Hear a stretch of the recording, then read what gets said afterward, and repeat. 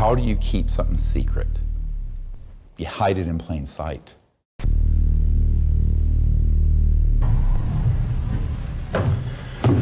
There were bodies that were involved with some of these crashes, also some were alive.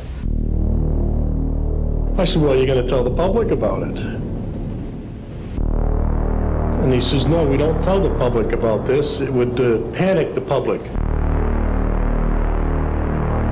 And you know, there's a new name. It's unexplained aerial phenomenon. I'm a doctor in an ER taking care of shootings and stabbings and car wrecks. And I'm being asked to brief the CIA director on stuff because he and the president are being lied to? What? And he said, by the way, we've discovered a base on the backside of the moon. And I said, whose? If the average person knew that the term UFO was actually concocted after they knew that they were extraterrestrial vehicles or man-made anti-gravity devices, they would realize that for 60 years we've already had the solution to the environmental crisis, the energy crisis, and global poverty. The most dangerous thing going on the planet today isn't ISIS, it's not Iraq, it's not Russia, it's not China. It's a out-of-control, covert group that is not being overseen by the people, the Congress, or the president, who have developed these technologies and are recklessly using them to track and target extraterrestrial vehicles. The result of this is that we're in a crisis that is unacknowledged, ironically, because these projects are unacknowledged. I occasionally think how quickly our differences worldwide would vanish if we were facing an alien threat from outside this world. There is no threat, and we have to prevent the weaponization of space. So either they don't exist, but if they are, they're a threat. So this is the 1-2 punch that's been going on, unfortunately, for 60-some years. He said, do you know why they killed Marilyn? Mr. President, the late Marilyn Monroe. And I said, well, I didn't until I got this document. It's a virtual death warrant. When they found out that Tesla had passed away, they came in, they had the manager of the hotel open the safe, and they took all of Tesla's papers. Now, a lot of people say, oh, well, that's an urban myth or a conspiracy theory. I say, like the hell it is.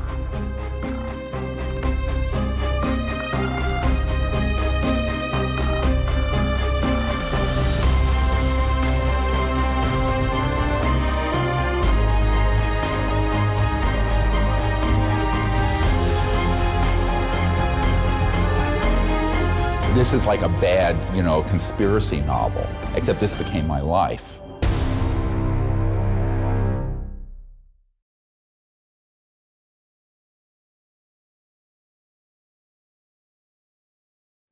I'm Dr. Stephen Greer, and I'm the director of the Disclosure Project and CSETI and SeriousDisclosure.com and the Orion Project. These projects I'll explain very briefly in a moment. The purpose of this seminar today is really to go in depth and share things I have not shared publicly about how disclosure has happened, because it has happened and is happening, and what the process was that led up to that. But I first want to thank you guys for coming here and having the interest, because it's the public that has actually made disclosure happen from the beginning.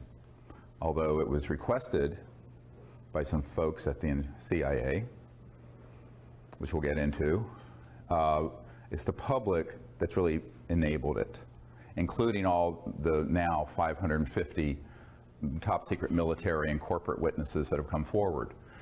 Now, I want to state that at this point, the numbers are continuing to grow.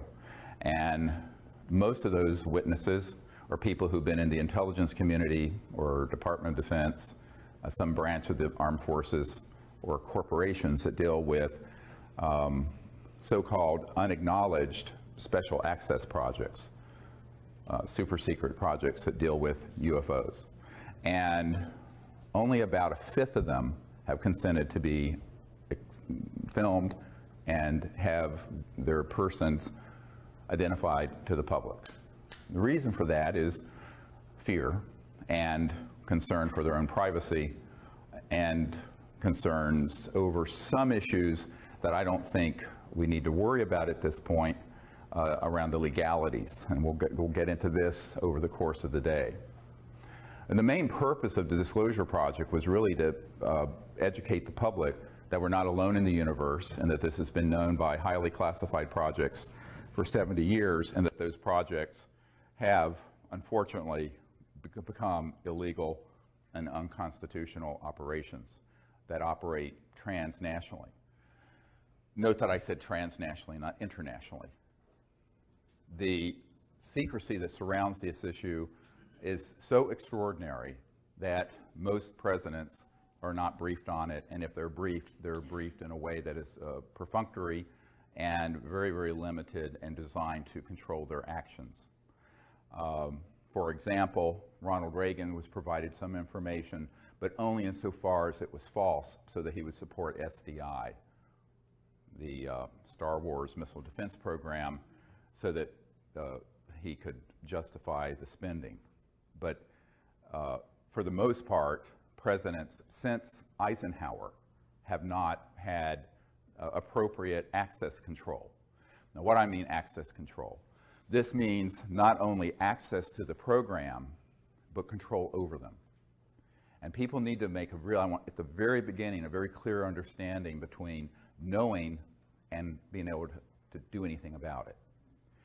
So every single president has been interested in this. Famously, Jimmy Carter, as he was the president-elect, was asked the outgoing CIA director, George Bush Sr., to brief him on this issue because he had had a sighting. Some of you may know this while he was governor of Georgia. I have that report. And President-elect Carter was told by then outgoing CIA Director Bush that he would not tell him about this issue, and he didn't say he didn't have information. He said, "I will not share that with you," and directed him to get it from the Congressional Research Service. Believe it or not, saying that to the incoming President of the United States. And this is well documented in Disclosure Project witness testimony from people who were privy to what happened. And I think that this is why folks have to understand that just because that someone is the president or the chairman of the Senate Intelligence Committee, or for that matter, the head of the CIA, does not mean that they're going to even know about these operations. Now, when I first started out on this, it was an accident of what my real initial love was, and that is peaceful interstellar contact. I started out doing what I'm doing, while I was working full-time as an emergency and trauma doctor in North Carolina, because I thought it was time for humans to show a different face to the cosmos. One that wasn't militaristic, one that wasn't xenophobic, one that wasn't fearful, but one that was hopeful and forward-looking. And so I founded the Center for the Study of Extraterrestrial Intelligence 25 years ago, in CSETI, to do exactly that. And so we set upon this project, sort of just grassroots, and right away, within a year or two, we had contact. All of you know what happened near Pensacola, where we were out on a beach with about 50 people. A couple of them were Air Force pilots, a colonel and another guy. And there were 4 ET craft that materialized and vectored in and was filmed. Very poor film footage, old Hi-8, no night scopes, but it was actually quite close. This ended up on the front page of the Pensacola paper the next day. And at that point, what I was doing got put on the radar scope of the national security state of folks dealing with this. This is the part of the story most people don't understand. I never intended to be involved with this aspect of it, because what I really wanted to do was create a grassroots movement that basically bypassed the US government or any other government to make contact with these civilizations as citizen diplomats. much like Physicians for Social Responsibility were citizen diplomats to the Soviet Union during the coldest days of the Cold War, darkest days of the Cold War, but on an interplanetary, interstellar level. Unfortunately, I got diverted, not stopped from doing that other project, the CE5, Close Encounters of the Fifth Kind Initiative, which is when humans go out and intentionally make contact. But I was pulled into what I'm doing now with Disclosure Project because I was asked to. So within a month of that event in Florida in March of 1992, I was asked to go to a conference in Atlanta. Now, I thought it was just a conference.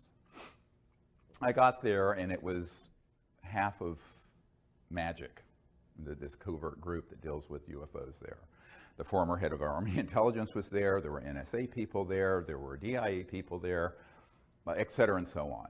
And they proceeded to sort of ask me, what the hell do you think you're doing? I said, well, I'm doing what you can read. It's all public. I don't have any secrets about it. We're a team to make contact with these civilizations outside of governmental channels because the government is broken. And I was informed it was none of my business and not to do it. And I said, try stopping me. So we kind of had a mano a mano, was not pretty, till 3 in the morning in a hotel room. And, and I said, this is what I'm going to do. So there were people opposed to what the CE5 contact program was from the very, very earliest days. Most people don't realize that. On the other hand, there's a senior official at the CIA who flew down on a jet to my town in North Carolina, Asheville, North Carolina, to say, do it, and don't give up. Someone's got to do this because it's completely out of control, and moreover, someone's going to have to spearhead not only making contact, but informing the public, because the system is so completely dysfunctional. Now, the person who was sent down was a man whose family founded the California Institute of Technology, one of the most prestigious universities in America, and is associated with the NSA and CIA. And I said, well, I'm a country doctor in North Carolina, rambling around in an ER, and I'm doing this sort of as just an ad hoc group to do this. He says, no, well, someone is going to have to do this, but also is going to have to educate the public. And I said, well, I'll do what I can in between ER shifts and raising 4 children. And as things went, that was sort of the initiation, and my initiation into this sort of weird, down the rabbit hole world of secret projects. I'm going, why is this guy coming as an emissary of this very senior CIA person who's involved in this, begging me to do something? Why don't they just do it? Anyway, so you're going to see this leitmotif repeated over and over again over the course of today. And at that point, I said, okay, well, I will do what I can. And a few months later, there was a man named Bill Clinton, got elected to the presidency of the United States. And I was immediately approached by people who were friends of his, and who said, well, this is something that he's very interested in. And it's well known that his good friend Webster Hubbell, who was third in command at Justice Department prior to being convicted of some other problems, said that Bill Clinton asked that he wanted to know about 2 things. Who really killed Marilyn Monroe? Because he had a fascination with Marilyn Monroe. And who killed Jack Kennedy? And also, what is this UFO stuff? Is there anything really to it? So he made a directed inquiry, and as Webster Hubbell reported in his book, Friends in High Places, this is not, you can read it and see, they made inquiries into the subject, and they, quote, were not happy with the answers they were getting, which is a polite way of saying they know they were being lied to. Well, at about that time, and a little bit before some of the Clinton folks approached me, some military people who were friendly to disclosure approached me, who had had experiences either on battleships or at strategic air command facilities where nuclear facilities are hosted, and said, you know, I'll do anything I can to help you. And one of these men was a naval commander who was very connected up in the Pentagon. And he showed up at my door, basically, at my home. And I thought initially he was a spook, a spy. And I said, well, this spook is probably here to disrupt my project. And it turns out he was a totally stand-up guy who did everything he could to set up a number of the meetings you're going to hear about behind the scenes in deep background briefings that I did at the Pentagon subsequently. And we decided to have a meeting. I was invited by a former State Department person to have a meeting at the Monroe Institute, which is ironically about 10 minutes from where my country home is now in Virginia, to discuss how to put together a team of people to brief the correct folks in government and encourage them to end the secrecy. Now, you have to understand this is 1992, 93. 22 years ago, 21 years ago, I was in my 30s, a bit naive about how government worked. I actually thought we had a functional constitutional government. I have since learned we do not. That's all window dressing. That's all the Truman Show, like the movie The Truman Show, where it's all sort of a fake. And that there's a parallel governmental process that runs this and other important issues that are completely out of the reach of the people we elect and appoint. But at that time, so we had this meeting, and it was decided that we should contact certain key people in the U.S. government to, in military speak, deconflict the CSETI contact teams from Air Force and other military operations so that they didn't interfere with us and we didn't interfere with them. That was the purpose of it, was to deconflict that, because we didn't want interference from those guys with what we were doing, which we were getting a lot of interference. We were getting helicopters, jets, all kinds of stuff coming in to our contact sites, and we still do to this day, which have been filmed and documented. So unfortunately, we said this is something that is really critical if we're going to make contact and not have it become something where something terrible happens accidentally.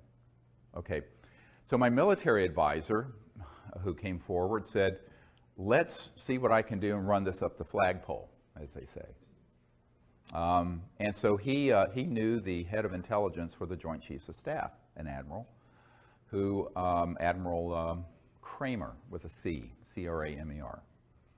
And he went in, had a meeting, and said, look, we really need to have a meeting with the Air Force intel people at Wright-Patterson Air Force Base, to which the Roswell remains were sent, and which still had what was called the National Air Intelligence Center, and then it became the Foreign Aerospace Technology Center. It was always FTD, Foreign Technology Division of the Air Force, back in the 40s and 50s. It's gone through many name changes. It's the same facility at Wright-Patterson Air Force Base in Ohio. And he said, okay, let's see if you can set up a meeting. And the admiral, now this is the head of intelligence, Joint Chiefs of Staff, pushed back from the desk and said, are you serious about UFOs and extraterrestrial intelligence? And the commander, military commander, who was volunteering to help us, said, yes, we're very serious. And so the admiral said, okay, I'll do it. So they refused to take the meeting. Now, so what happened is that J2, what's called J2, head of intelligence joint staff, called the head of Air Force intelligence and said, you will make this meeting happen. And Dr. Greer will be received there because they have something to discuss with those folks. And that was now the fall, September 1993. Okay, so that meeting was set up. Now, in the meanwhile, some folks working with Boutros Boutros-Ghali, the UN Secretary General at the time, and Lawrence Rockefeller, who was the scion of the Rockefeller family, who was the philosopher king of the family. I mean, David Rockefeller was sort of the money guy with Chase Manhattan, which became J.P. Morgan Chase. And his nephew, Jay Rockefeller, was chairman of the Senate Intelligence Committee. And Nelson Rockefeller, who had passed away, who had been vice president, ironically, was his brother, who had set up the Rockefeller Commission of 1956 that completely reorganized the Department of Defense and the CIA so no U.S. president could contain or control or penetrate UFO projects. So the Rockefeller family was up to their eyeballs in this. Lawrence knew that, but he was on the side of the angels. He wanted to sort of cleanse the karma, as it were, I believe, of that family and actually help. So a lot of people have, of course, attacked me for knowing a Rockefeller as proof that I'm sort of part of some cabal. I said, no, they contacted me because Lawrence knew that what we were doing was really novel and was effective because he had sent people, it turned out, to some of our events where we had had contact, where we did the CE5 protocols and E.T. Craft would appear and then disappear. He went, he took this information back to Lawrence and said, this is no joke. So Lawrence Rockefeller invited me up to New York and then invited me to his ranch, the JY Ranch in Wyoming. And as you know, that's where the Clintons, for the first couple years of their presidency, would vacation in August. But I was asked to go there in September of 1993 to basically share what he thought would just be the information about the CE5 initiative. Lawrence Rockefeller did not know about the initiative to brief senior governmental officials and encourage them to end the secrecy, which had started a few months prior to that at this meeting in Virginia at the Monroe Institute with a select number of folks that my military advisors had gathered together that was July of '93. So he just thought it was going to be a discussion about the protocols of the CE5 initiative, remote viewing, making contact, interstellar diplomacy, all of these concepts. And so we decided that it was really time for us to go ahead and have some meetings like this with Lawrence. And I said, okay, I'll go because I have to go out. I'm on a trip anyway, taking time off from my medical work in the ER to go to Wright-Patterson Air Force Base, which also Lawrence knew nothing about. Lawrence Rockefeller knew nothing about. So here's what happened. I was going to go to the Rockefeller Ranch just as sort of a guest to share this, and during the course of a sort of a round table, and there were all kinds of people there. Robert Bigelow of Bigelow Aerospace, who's a billionaire, was there. A whole bunch of people who of various backgrounds in the UFO subculture, some friendly to what we do and some incredibly unfriendly, who we found out were working for the intelligence community, were there. And there was this gathering at this famous Rockefeller Ranch in the Grand Tetons. So one day it came up what else I was working on. I said, well, we've initiated a project to brief senior government officials in the Clinton administration and the Pentagon and members of Congress so that we can terminate secrecy on this issue and get the government to change policy, because we understand that the incoming president is favorable to that idea, which was, of course, Bill Clinton. And as a result, you could have heard a pin drop in the room. Nobody knew at all. And the first thing Lawrence Rockefeller said, what, it was like this. Where are you doing? I said, well, I'm going straight to Wright-Patterson Air Force Base after this meeting to brief the colonel over this Foreign Technology Division of the Air Force. And then I'm going to, in a couple months, brief President Clinton's CIA director. So at this point, Lawrence Rockefeller and everyone there were in a state of shock. Now, that initiated what has been incorrectly called the Rockefeller Initiative. There was no Rockefeller Initiative. Let me explain that in a moment. What it was an initiative because he found out what we were doing, and his people said, you've got to get involved with this. So Lawrence wanted to play a behind-the-scenes role, and that's why he was willing to host the President and First Lady at the ranch to provide what we put together, which was called the Best Available Evidence, which is the collection of best cases, best photos, best government documents we had that were extant at that time in 1993. So the President was invited out in the following summers, 2 summers, to the Rockefeller Ranch for that purpose. And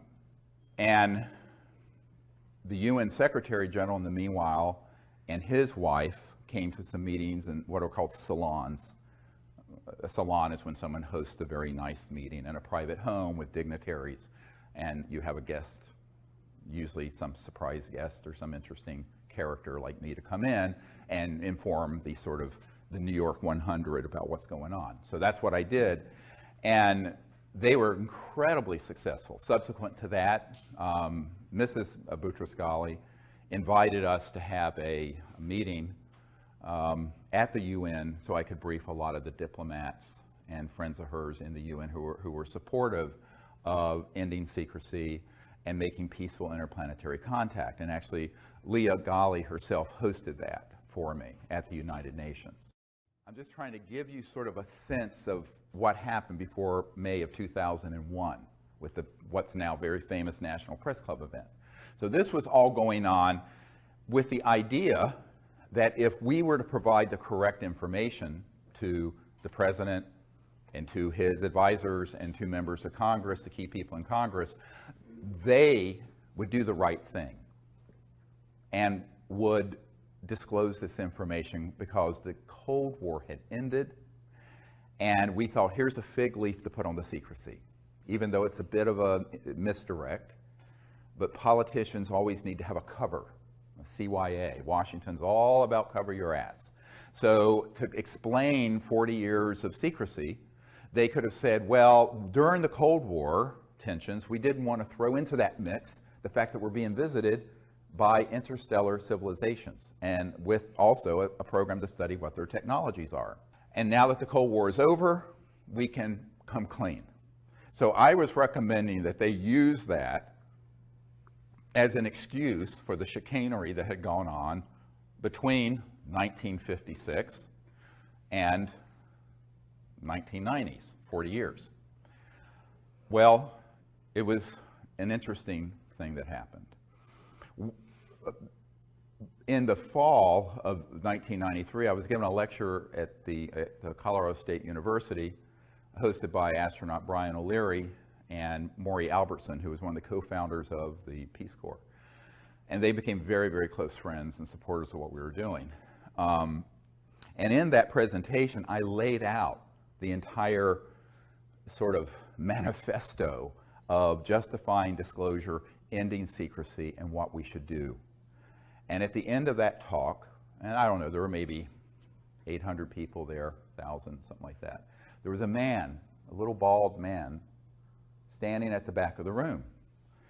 And he wouldn't leave, and he waited till almost everyone was gone. He came up to me and he said, Dr. Greer, I think I can help you with this. I know some folks in Washington who want to know about this, but they're not getting any good answers. I said, well, like who? And I thought he was going to say, staffers for Congressman blah blah from Nowhereville, Montana. And he said, well, I'm very good friends with the Director of Central Intelligence, the CIA director, and he would like to be briefed on this. And of course I said, well, that's a good start. So initially that meeting was set up for November of 1993, and it got pushed back because of scheduling conflicts that he had and I had to December 13th, 1993. My wife, Emily, was there with me. And the cover story was a dinner party just here in Arlington at this man's home, and with his CI director and with his the CI director's wife, Dr. Sue Woolsey, who was the chief operating officer of the National Academy of Sciences. So, which is very good because I feel, well, we can get two birds with one stone here because she's a very senior scientist in a very prestigious institution. So again, we got a nanny for the kids, flew up to Washington, had this meeting. Now, normally when you meet with someone at cabinet level, it's a, very tight, maybe 20 minutes, 15, 30. This went on for about 3 hours. And the initial part of it, I had this whole briefcase and portfolio full of all these images of photographs and documents and cases and all this stuff. And after about 10 minutes, the CIA director said, okay, I know this. We know that they exist. And it turns out he and his wife had had a sighting in New Hampshire when they were younger. I want to know, and this is the key question to answer, why won't they tell me and the president about it? I'm the CIA director. I said, well, that's another discussion. And at first, I got some hint of this when I got the letter, which I have in my archives, because subsequently, Woolsey tried to backpedal and say this briefing never happened. He publicly said so, and I can prove it to be a lie. I always say in Washington, how do you know they're lying? Their lips are moving. Lips are moving, that means they're lying. So, ouch. Did I just say that? Yeah, I did. It's on the record. There you go. So, but the letter I got describing the briefing from our host said that you're going to be the first person to brief the president's people and his CIA director on this issue because they've asked questions and they can't get anything through channels.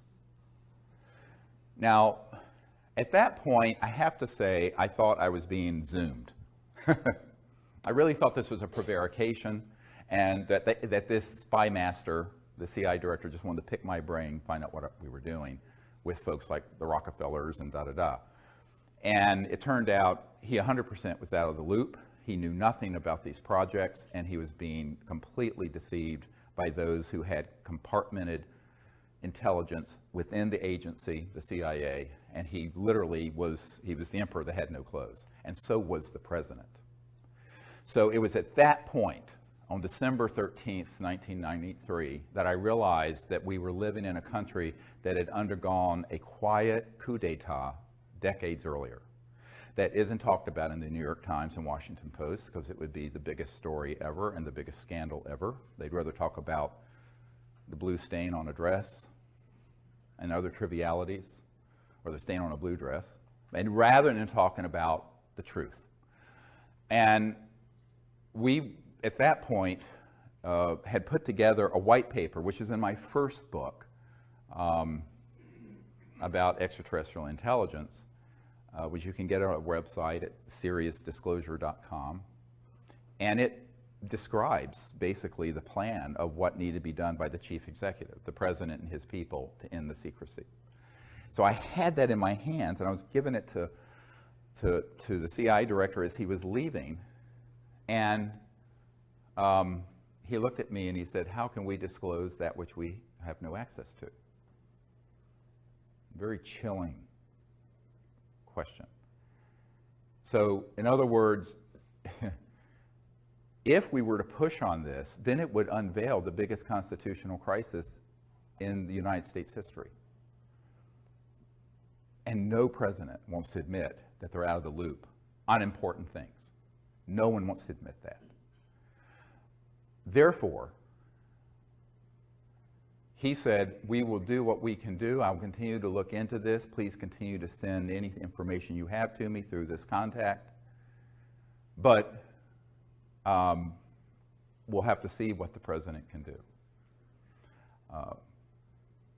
That meeting, as I said, was about 3 hours. Most of it was talking about contact, the technologies, why secrecy would be as extreme as it is. And this is, the why of secrecy is much more difficult for people to get their minds around than the how. So let me first do the how.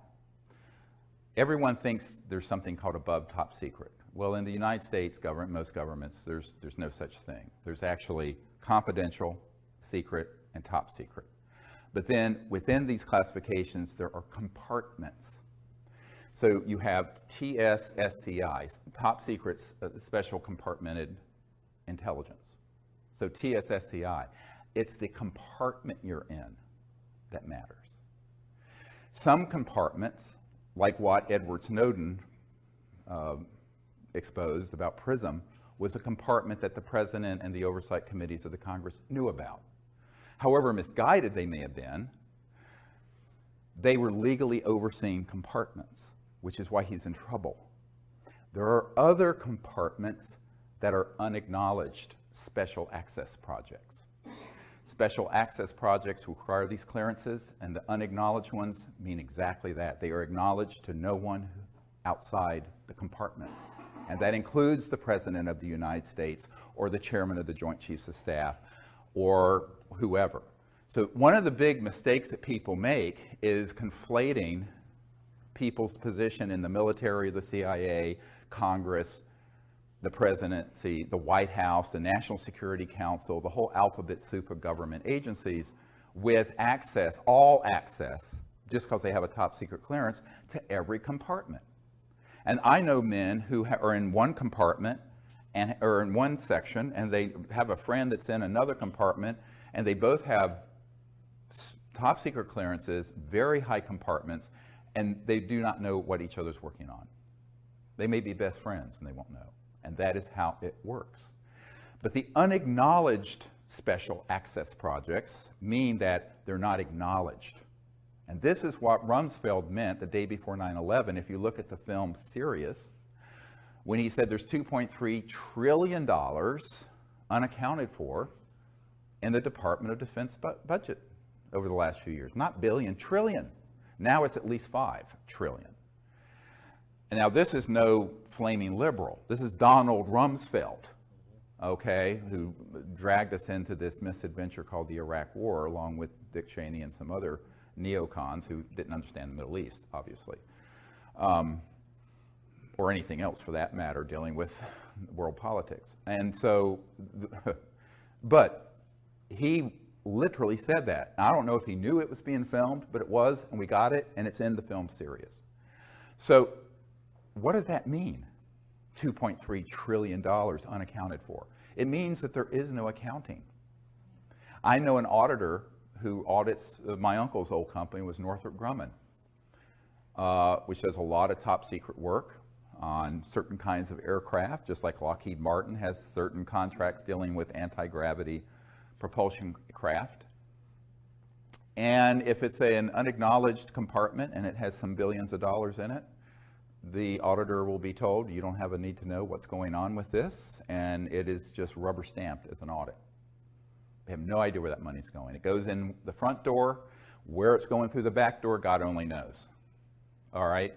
We estimate between $100 and $200 billion every year is going into the unacknowledged government. And this is a conservative estimate, unacknowledged. Congress doesn't know where it's going. The president doesn't know where it's going. A lot of senior military people don't know how it's being used and where it's going. My military advisor for 20 years was in one project that was a $3 billion unacknowledged special access project. The admiral that he was working under, where they basically went into a SCIF, a secure communication intelligence facility underground. Everyone's weapons were taken, everyone's cell phones, watches, anything electronic taken. One man went down there with them with a gun. And the gun was the security enforcement officer for that USAP, Unacknowledged Special Access Project, USAP.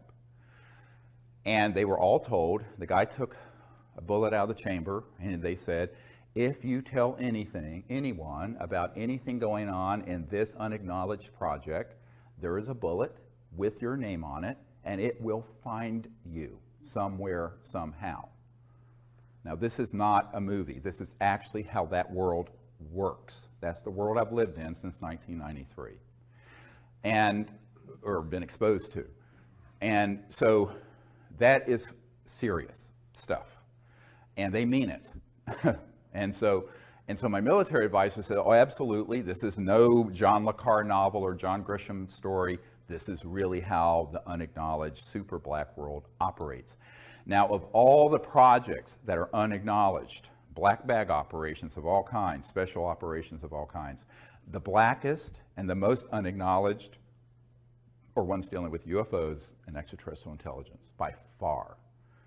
And so that's why when you read the document from early 1950s from Canada, the Wilbur Smith document, where he says, after talking to someone in the United States government, this is a Canadian top secret document that got declassified accidentally. It's on our website.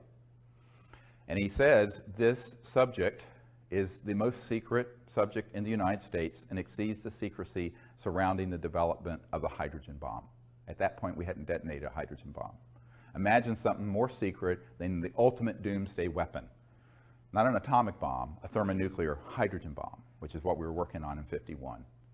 So the thing I point out to folks is that these sort of operations have gotten so out of control that that's why Eisenhower said, beware the military-industrial complex when he left office in 1961, just before Jack Kennedy took office. And Eisenhower, on his watch, and he was bitter about this to the very end, Jackie Gleason, a famous comedian, his wife told our team that Jackie Gleason and Eisenhower were good friends, that Gleason was bitter about this and heartbroken about this to the day he died, that he had lost control over these UFO projects. And that happened between 1956 and 1961. Now, why did this extreme, so this gives you an idea of how unacknowledged special access projects work. They're hermetically sealed silos, and no one outside that compartment, that matter your position in government, doesn't matter your clearance, will know what you're doing in it. So wrap your mind around that. That is how these projects are managed.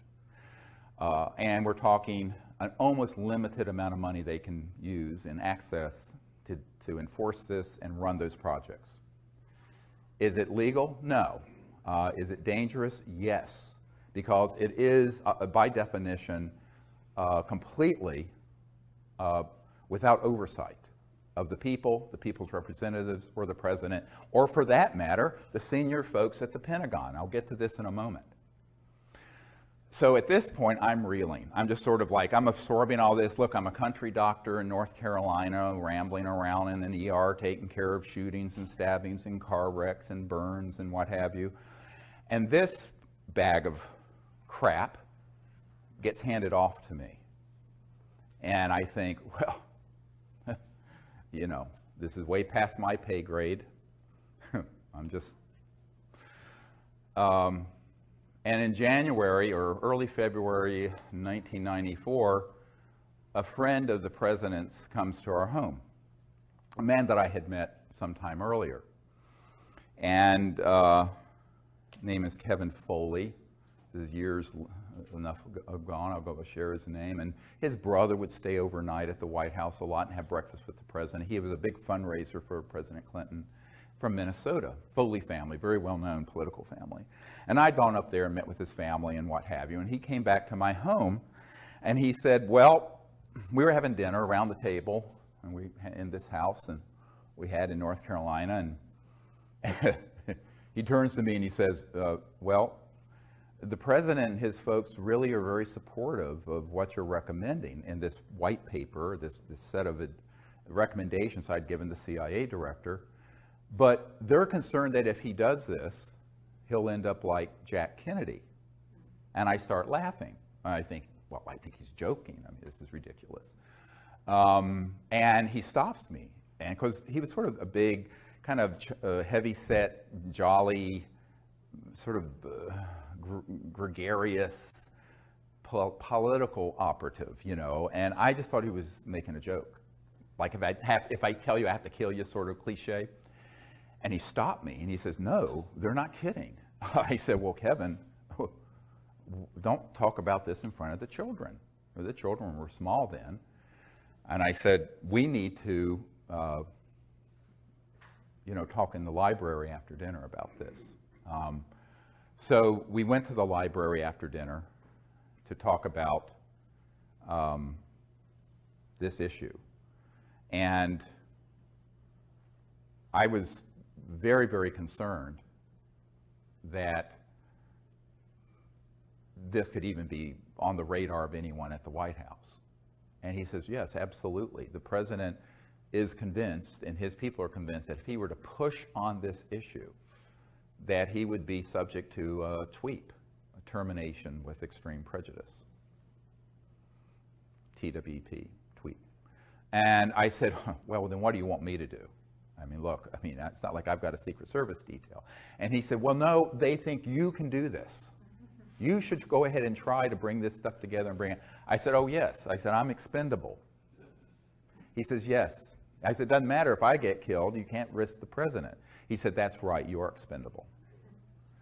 So from then, I always call myself the throwaway guy. Doesn't matter if I get killed, you know, because I'm nobody, and I remain nobody. So, and I want to be a nobody in terms of politics and conventional power. So I'm very happy to be a nobody. So what, I use that term in the sense of how Washington thinks, the currency of power. And I said, well, I'll do what I can, but, you know, this is a very steep climb. So by 1994, and it was later confirmed to us later in 94 and 95, that when Rockefeller hosted the Clintons, and there's that famous picture of Hillary Clinton holding the book about extraterrestrial intelligence at the Rockefeller Ranch when they were visiting out there. You know, yeah. Okay, so she actually is the one who stood up and stopped the briefing and said it's too dangerous. We don't want. We're not going to pursue this. And ultimately, politicians are going to put their finger in the air and they're going to see which way the winds are blowing and see what they can benefit from. They saw this as a lose-lose situation. In other words, it was a situation where if they were to push on this, they would be stepping on some very big toes. Very, very big toes. How big? Several $100 trillion of world economic activity.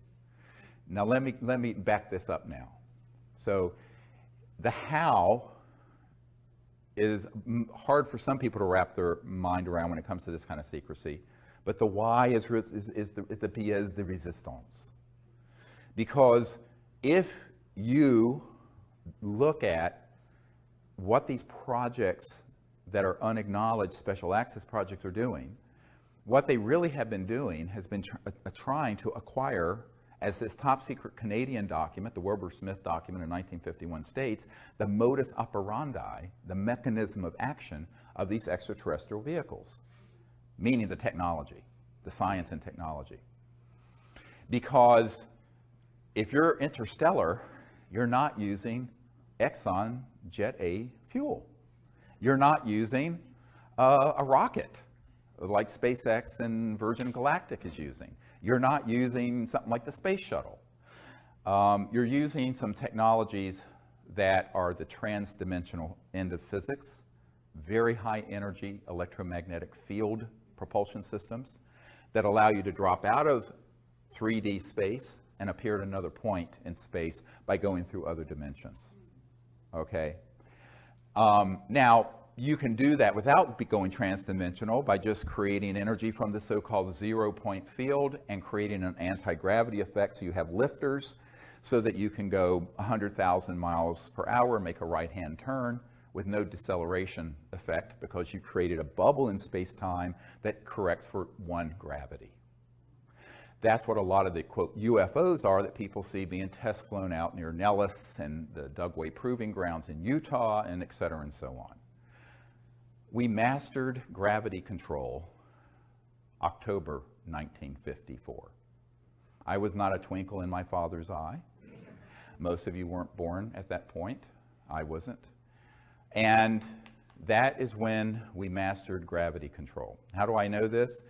The third highest ranking official at the Naval Research Labs, the largest defense lab for the Department of Defense here in Washington, has been a friend for years, and he was in the vault and saw the documentation for this, unredacted, because it's all the original documents, and that was the date.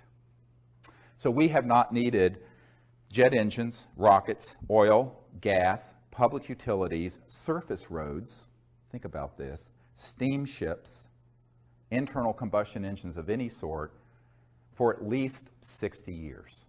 And if you really go back to the earlier part of the century, we're just plain free energy from Tesla type things, 100 years.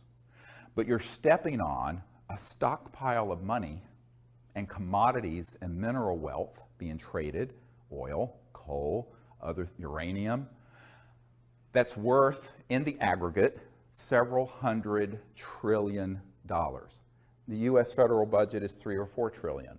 And if you take out entitlements and things that are mandatory, it's a fraction of that.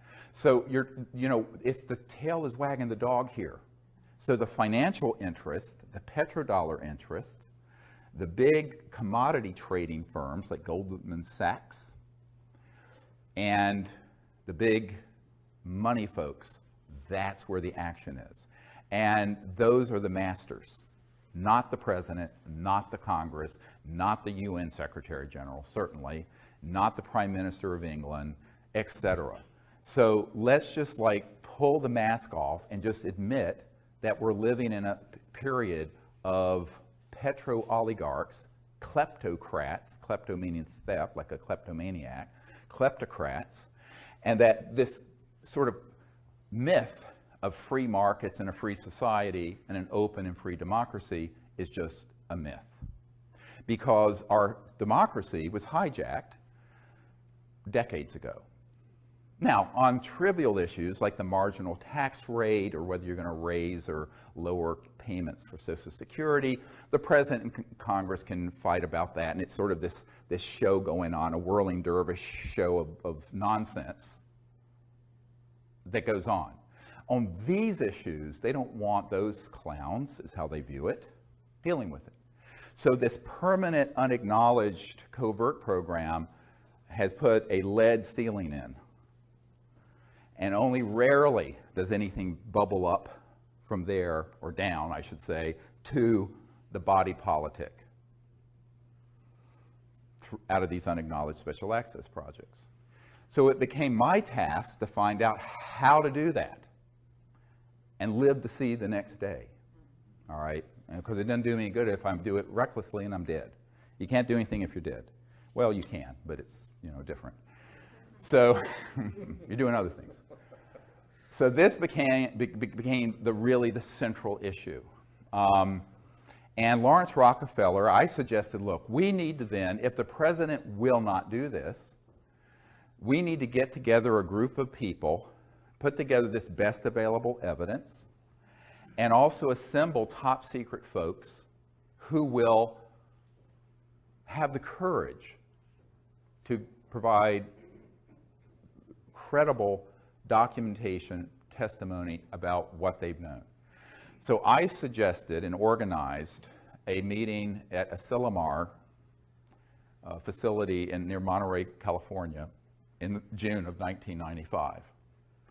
Edgar Mitchell was there with me, Marina Popovich, who was a very renowned cosmonaut in the Soviet Union, some KGB officers were there, and some of the early Disclosure Project witnesses were there.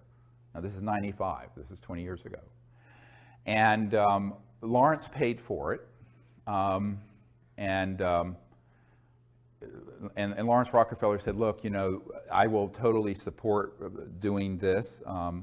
And when I was with him at the ranch, I said, well, why don't you take a public leadership in this? And I was talking to him out on his deck with the beautiful Remington Native American sculpture that's, with the Native American on horseback, the very famous. Of course, they have the original of everything. And I said, I need your help. He says, oh no, it's too dangerous for me. He says, there are members of my family already jumping up and down on my feet that I'm doing this much. And I knew he was talking about he was talking about, the money people in his family. He was the philanthropic guy who just wanted to give away his wealth before he died. That was his whole purpose. Really sweet man. And so I said, well, okay, I told him, you're old, you're rich, and you're a Rockefeller. I'm a nobody. I'm a North Carolina doctor who's trying to do this with no resources. He says, I'll be behind the scenes. And he took his old hands and did this, and he said, it's like a flock of geese. We're all flying together. I'll be back here. and you need to be here. I said, well, yeah, but that head goose gets all the head. They take turns. He said, no, you be up here. It was very comical. I said, oy vey, this is like, I said, okay, that's what we'll do then. And he wanted to just stay behind the scenes, but he was provide that support, hosted the Clintons.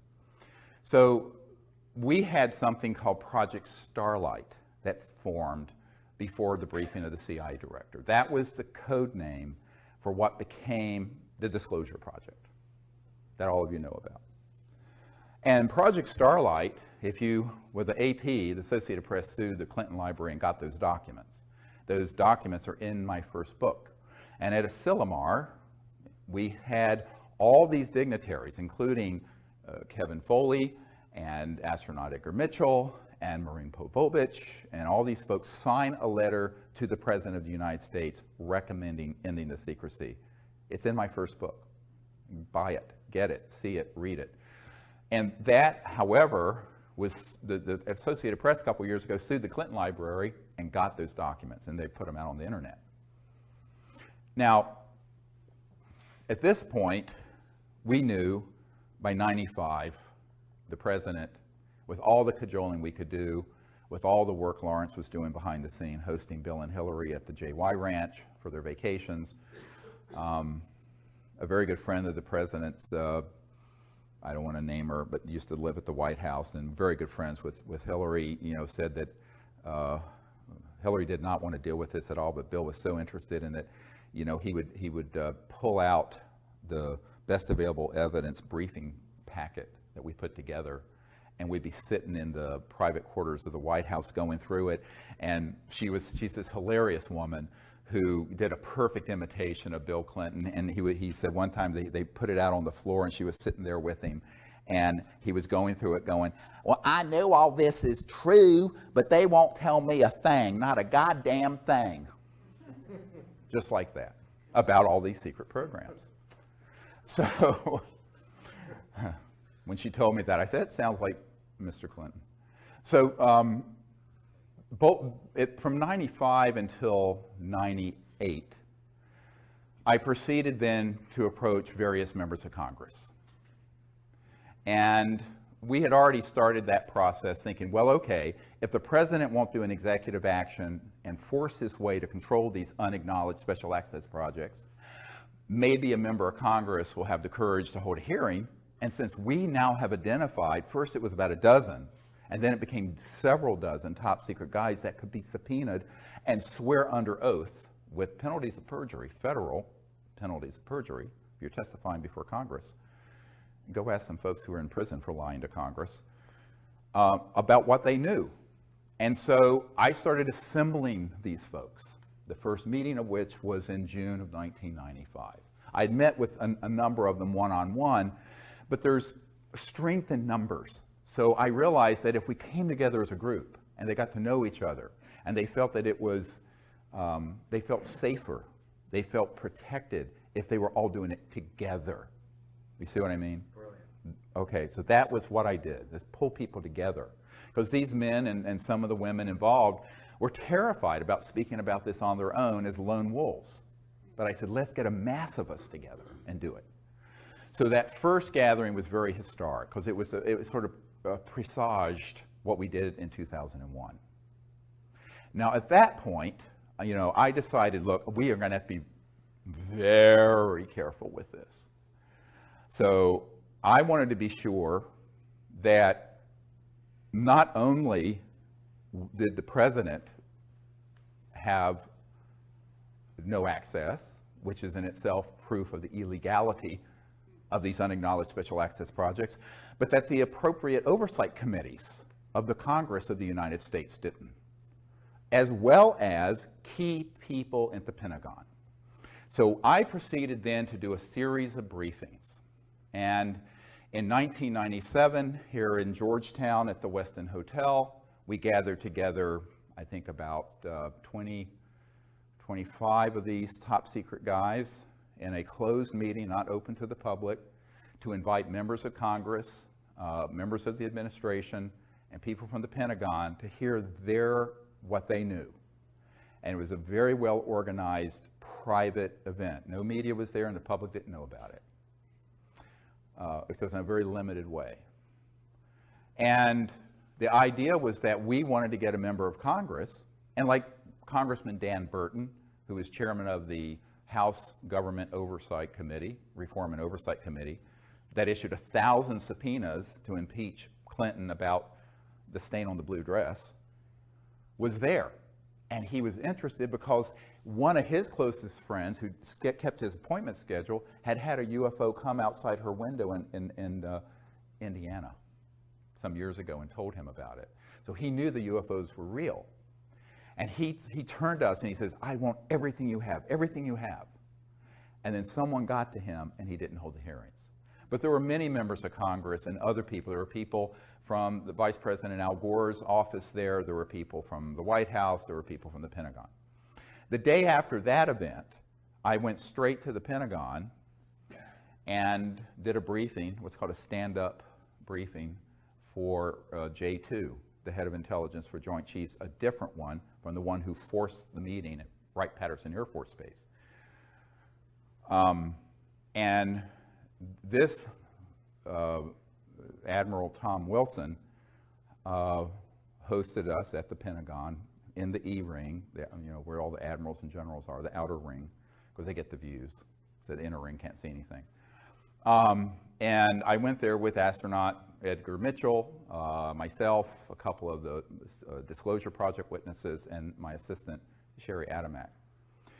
And what was fascinating is that before I went, I had my military advisor send to the Admiral a document I had received. And it's the first top secret document in the briefing for the President that I did for Obama, which we'll get to in a little bit. And this is dated from the 90s, and it's from Nellis Air Force Base, what people call mistakenly Area 51. It's not the proper name. And this document actually was a security alert because there were some UFO spotters who had penetrated the perimeter of Nellis, and they were going to have to shut down operations with their EMGs, their electromagnetic anti-gravity test flights in that range that they have built. And the list is fascinating for the names of the compartments. And I just want to share a few of them just because, and this is dated 28 July 1991, 0900 hours. And it's from the National Reconnaissance Office, NRO, which is the super secret spy satellite operations part of the Air Force originally. So it went to Commander's Net, Royal Ops, Cosmic Ops, that is a clearance. These are all compartmented operations. MAJ, M-A-J, Ops, Magi Ops, COMINT, COMSEC, ELINT, Human Intelligence Ops, AFOSI, Nellis, Air Force Office of Special Investigations, and then a whole bunch of different numbered compartments. Red Flag, Dart East, Dart South, Pahut Mesa Military Operating Center, Sally Corridor, key one, Groom Lake, MOC, Dreamland, MOC, Blackjack Team. Blackjack control is at Edwards, by the way. The control is at Edwards, but there was a team at Nellis. Acrotech, Sea Spray, etc. So one of these compartments was known by Admiral Tom Wilson. I don't know which one. But it was being operated through a contractor. All the important stuff is done by corporate, by the way. If it's key, it's corporate. Lockheed Martin, EG&G, E-Systems, Raytheon, Northrop Grumman, Booz Allen Hamilton, on and on. Edward Snowden, by the way, worked for Booz Allen Hamilton, who contracts for the National Security Agency. So the corporate world is actually where most of the USAPs get centered. And then they interface with these USAPs within military and intelligence, like this. And if you approach it from the government, they say, well, it doesn't exist. And you approach it from a corporate, it's privatized. It's a corporate secret like Microsoft's code. Got it? It's hermetically sealed away from everyone between those two techniques. Very clever. Very illegal, very clever. But the mafia is always very clever. And this is the biggest mafia in the world. So when Admiral Wilson recognized one of these compartments, he contacted them. Now this is prior to me and Edgar Mitchell and other people arriving at the Pentagon in the spring of 1997.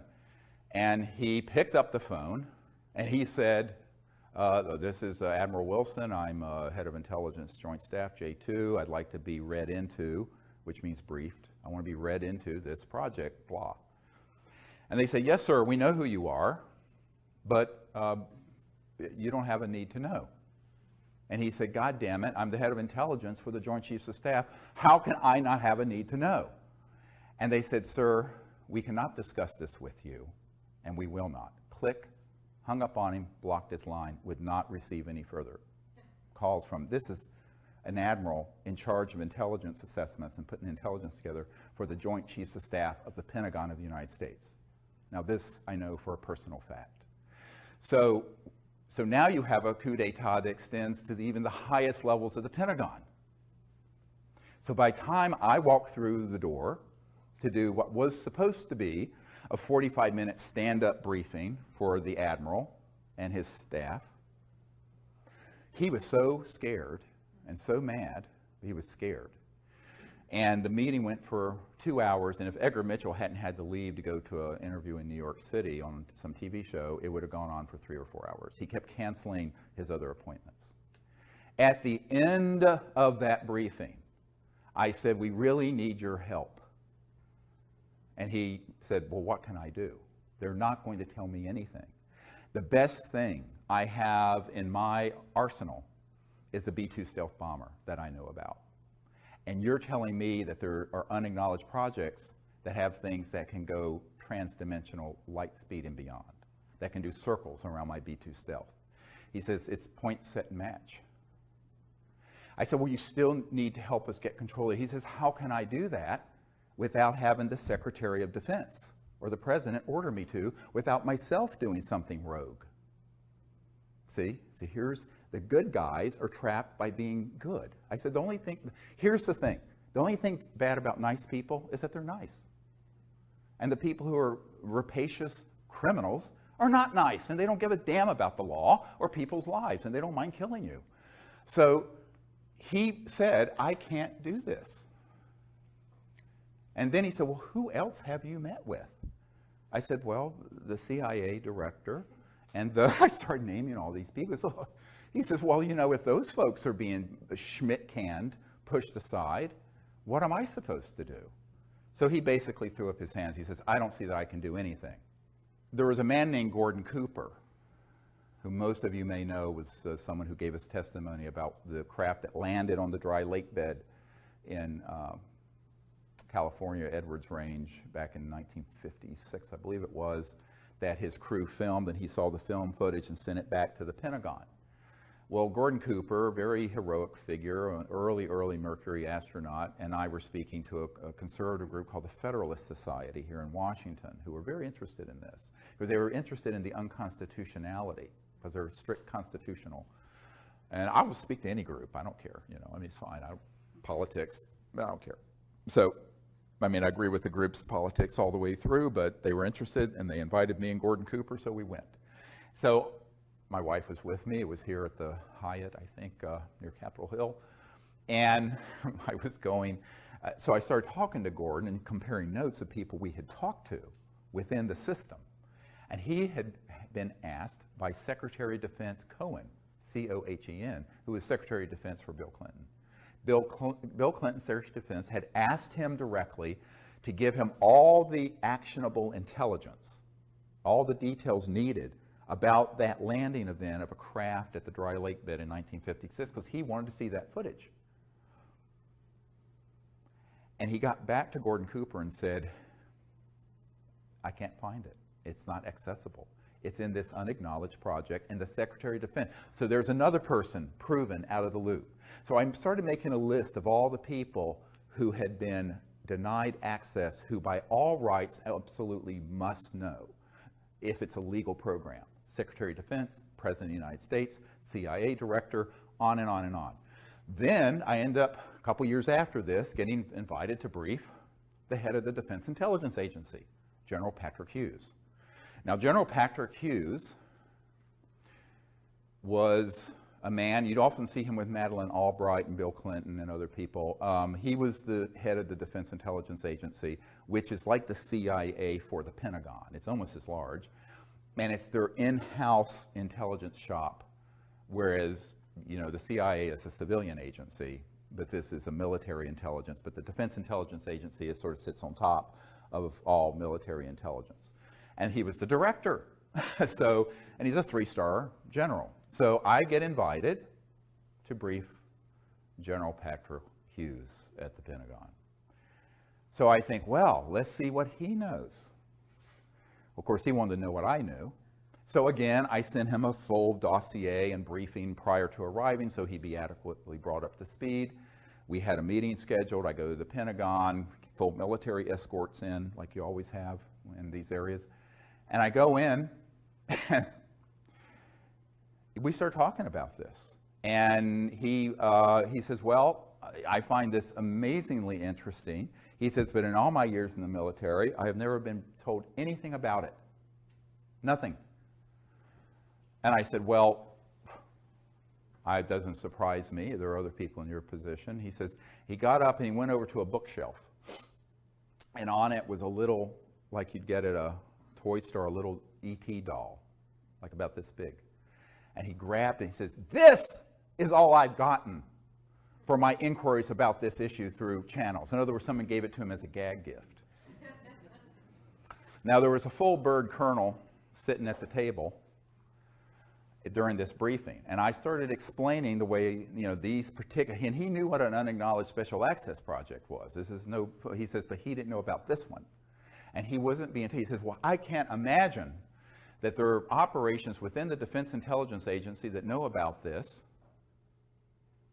and they wouldn't tell me when I've asked. I said, well, they do. I mean, they lied to the president, they lied to the CIA director, and they'll lie to you. And the colonel visibly stiffened.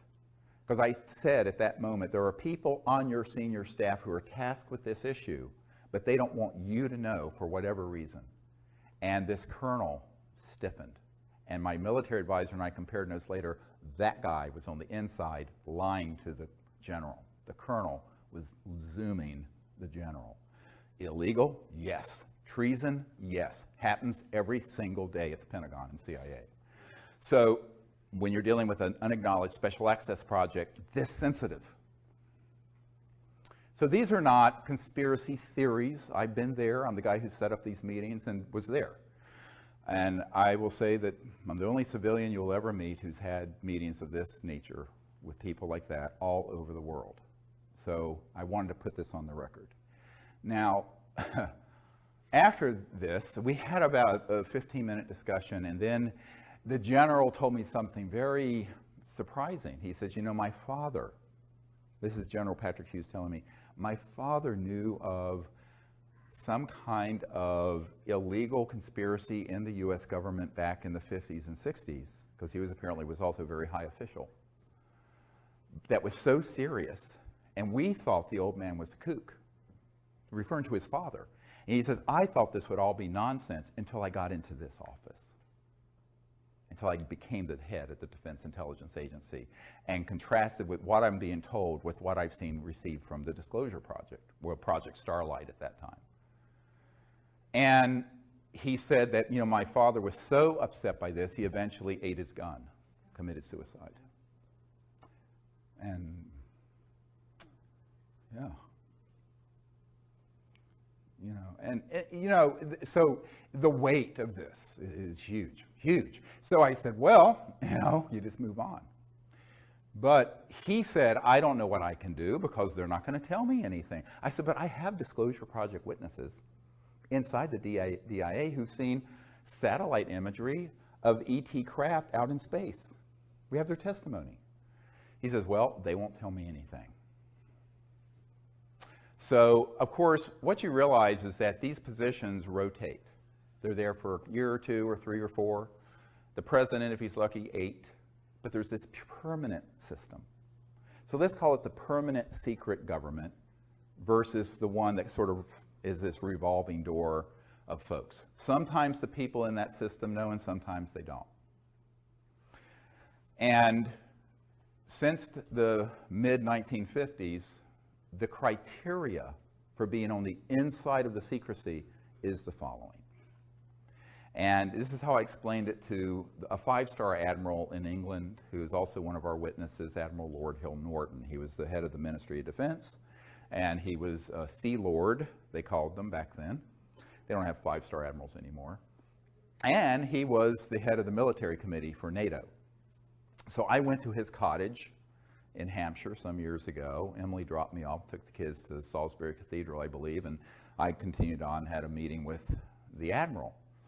And you know, you get a picture of what my life must be like. So nuts, completely nuts. So anyway, so I'm there with this man, and we're sitting in some wingback chairs in his parlor in what he called his cottage in Hampshire, and which is a gorgeous old antiquity house with the thatched roofs and beautiful. And we started talking about this, and he was a very fastidious man. He had a little teeny notepad like this and a pen, and assiduously taking notes, very, very.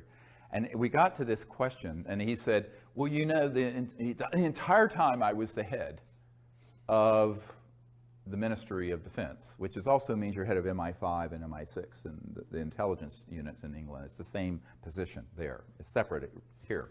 You have CIA Director and Secretary of Defense. There it's one head. And he says, this issue was never briefed to me. I was never told anything. And I said, yeah, that doesn't surprise me now. It would have maybe a number of years ago. And he said, and as the head of the military committee for NATO, I was never told, even though I now have learned NATO was dealing with some of these events, such as the big events that were in Belgium with the massive triangular craft and things like that. Well, I said, he says, and I want to know why they wouldn't tell me. It was like his pride was a sense of propriety. Oh, he was a lord in the House of Lords also. He says, why wouldn't they tell me? And it was a little bit petulant, but also hurt. And I said, well, let me answer your question with a question. And he didn't like that. He thought I was being a cheeky American. And I said, but just bear with me. What would you have done if you found out that there was a cabal that had run amok of the laws of all the democracies, that had this information and had the technologies to completely fix the environment, end global poverty, create a civilization that would be sustainable for thousands of years with these types of free energy technologies, and that they had killed people to keep this secret, assassinated people, and broken the laws of their country and their solemn oaths to uphold their constitutions to do so. He said, I wouldn't have stood for it for a bloody minute. I said, that's why they didn't tell you. I said, the first thing they do when they make a decision that you're in and you're out of the loop of this issue is whether you'll go along with the secret agenda. If you're going to go along with the secret agenda, they'll tell you. And they'll give you a little bit, and then a little bit, and then a little bit, and bring you up through the system. If they think that you're the kind of stand-up person who would be appalled when they find out what the criminality of this group is, and how illegal it is, and what damage they're doing to the earth and to the humanity by keeping it secret, and that you might blow the whistle on it, like Jack Kennedy was planning to do in his second term. That's why they took him out. And that's why they took out Marilyn Monroe. I have a document to prove it. And a top secret document from the NSA vault. It's in my first book. Go read it. Nobody reads anymore. But anyway, what was interesting is that he looked at me, he says, that is it then. I said, yes. They do a soul biopsy, like doctors do biopsies. They do a soul biopsy and a psychological analysis to see if you would be willing to go along with that agenda. If you are willing to go along with it, they'll give you little bits until you rise up through the system. If you divert from the system, they take you out. You're going to be dead.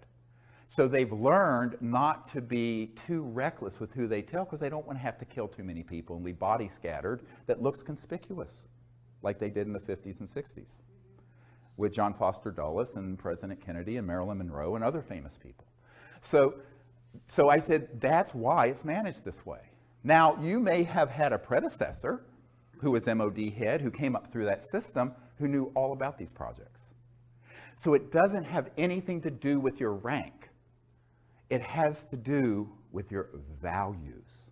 It has to do with your willingness to go along with an agenda that is the most criminal, evil, dangerous agenda that any potentates have ever had in the history of the world that we know of. And that's what we're dealing with this super secret Magi group. And they are not going to be reckless in who they read into and pull into those projects. So that is something you have to understand. Now, let's fast forward to the congressional initiatives, which I began in the mid-90s. So I mentioned the chairman of the House Government Reform and Oversight Committee, Dan Burton. There was a man, many of you who were low income, like myself. I was very poor growing up. Probably went to college on something called a Pell Grant. Senator Claiborne Pell of Rhode Island started the Pell Grants, sponsored that bill. And he was at a meeting with the Noetic Sciences Institute, and I did a briefing for him and met with him there. And it was very interesting because he was chairman of the Senate Foreign Relations Committee. Very key committee, foreign relations. And he said, you know, I've wondered about this my entire career. We've made inquiries. We've never been given any information through channels. And he said, would you come to Washington and do a briefing for my staff? I said, well, sure, anytime I can come up. I was still living in North Carolina then. And he said, oh, wonderful. And then I looked at him and I said, you know, Senator, the problem with all this is that you're a good man who should be representing humanity to these visitors from interstellar civilizations. And you've been deprived of dealing with the ultimate foreign relations issue, interplanetary relations. And he looked at me through his horn-rimmed glasses and went, you know, Dr. Greer, I'm afraid you may be right. I said, well, I am. Very poignant moment, but that was the way it was. And then I met with Senator Dick Bryan of Nevada, whose home state has, of course, Nellis Air Force Base and the so-called Area 51. He had no knowledge of these projects. So I met with him in a kind of a clandestine little meeting at McCarran Airport in Las Vegas. He was flying in, I was flown in, put on one of those little beeping carts, taken to something that looked like a janitor's closet, opened it up, it was a VIP holding area, and I met with the senator. And we were talking about this. He says, I have never been told anything about this when we've gone into the secure, the SCIFs for the intelligence briefings. And so I provide a briefing to him. And it goes on and on and on and on. I mean, the numbers of people I personally briefed, you know, of course, you know, you probably all know about, you know, briefing, I'm blocking on his name, the Kucinich, who ran for president in 2008. And Kucinich was very interested in this, but he wouldn't hold a hearing either, even when he was the chairman of the subcommittee for domestic government reform and oversight. He had had a sighting. Shirley MacLaine outed him during the campaign and embarrassed him. He's very supportive of disclosure. I have his information, I mean, we stay in contact, but he wouldn't hold a hearing. So we went through all these. I mean, it's a whole bunch of people I met with personally. Now, there are people out there who say they're doing stuff with disclosure and lobbying, but they've actually never met with a sitting member of Congress. I'm not going to name names, but that's it. That's what I did for 10 years, from 92 and 3 until 01 and beyond. And also people overseas. The cabinet level member of the Japanese government in charge of science and technology. Briefed him, very interested. But when I said, will Japan take the lead on disclosure and put this material together? He says, oh no, we can't do it ahead of the United States. He was in terror of the idea of getting ahead of these covert programs. Same thing with meeting with certain members of the royal families in Europe. that I met with. And as you know, I provided a big briefing that was given to Prince Charles by Jamie Cromwell, the actor who played. He said he was kind of playing me in this movie, First Contact, a Star Trek movie. And Jamie Cromwell, they had the opening in London, and Prince Charles came and wanted this briefing we were putting together for the president. And so Jamie Cromwell handed it to him. And I got a lovely note back from Prince Charles about this. But not that Charles could do anything about this issue, but they're interested. There's so much interest. But the people, even if they're in very high positions, they're interested, and now they're known to be briefed. But they have no power over the operations. So as I said over an hour ago, don't conflate knowledge of the issue with access control. Access control is in these unacknowledged special access projects. So that led me to doing something very controversial. And there's my military people said, look, there's a way that we do things in the military, and it's called a UNOD letter, unless otherwise directed. What that means is you write to various people in command and say, unless otherwise directed, here's my assessment and here's what I'm going to do. So they said to legally cover yourself, you need to do a UNOD letter and send it to the head of the Justice Department, the President, the Pentagon, the CIA, the FBI, the whole alphabet soup, the NSA, and send it returned receipt requested so you can prove it was received. And I did that. And that's also in the first book, Extraterrestrial Contact, the Evidence and Implications. And it said, it basically said, and you can read it, it's up on our website, here is our assessment. These projects are being run illegally. They are unacknowledged special access projects that have been unconstitutional since the 50s. The president and other key figures we know have been lied to, as have the oversight committees of the Congress. Similar crisis exists in the United Kingdom and other countries where I have had briefings. Therefore, it is our assessment that the National Security Act and secrecy laws that are attached to oaths of secrecy are null and void, and that any man or woman who has knowledge in any document, material, or evidence attached to the UFO and extraterrestrial issue can be provided and disclosed publicly without penalty of law. This is our assessment, and unless otherwise directed, beginning as soon as we can organize it, we will proceed with disclosing this testimony and these documents. This was what we used to legally cover all 110 top secret military witnesses that came forward. It had to be done. And the reason I couldn't have done that between 93 and 98, I had to go through this torture chamber of finding out that, in fact, and proving not only to myself, for posterity and in my records, that the key people who should know about this do not.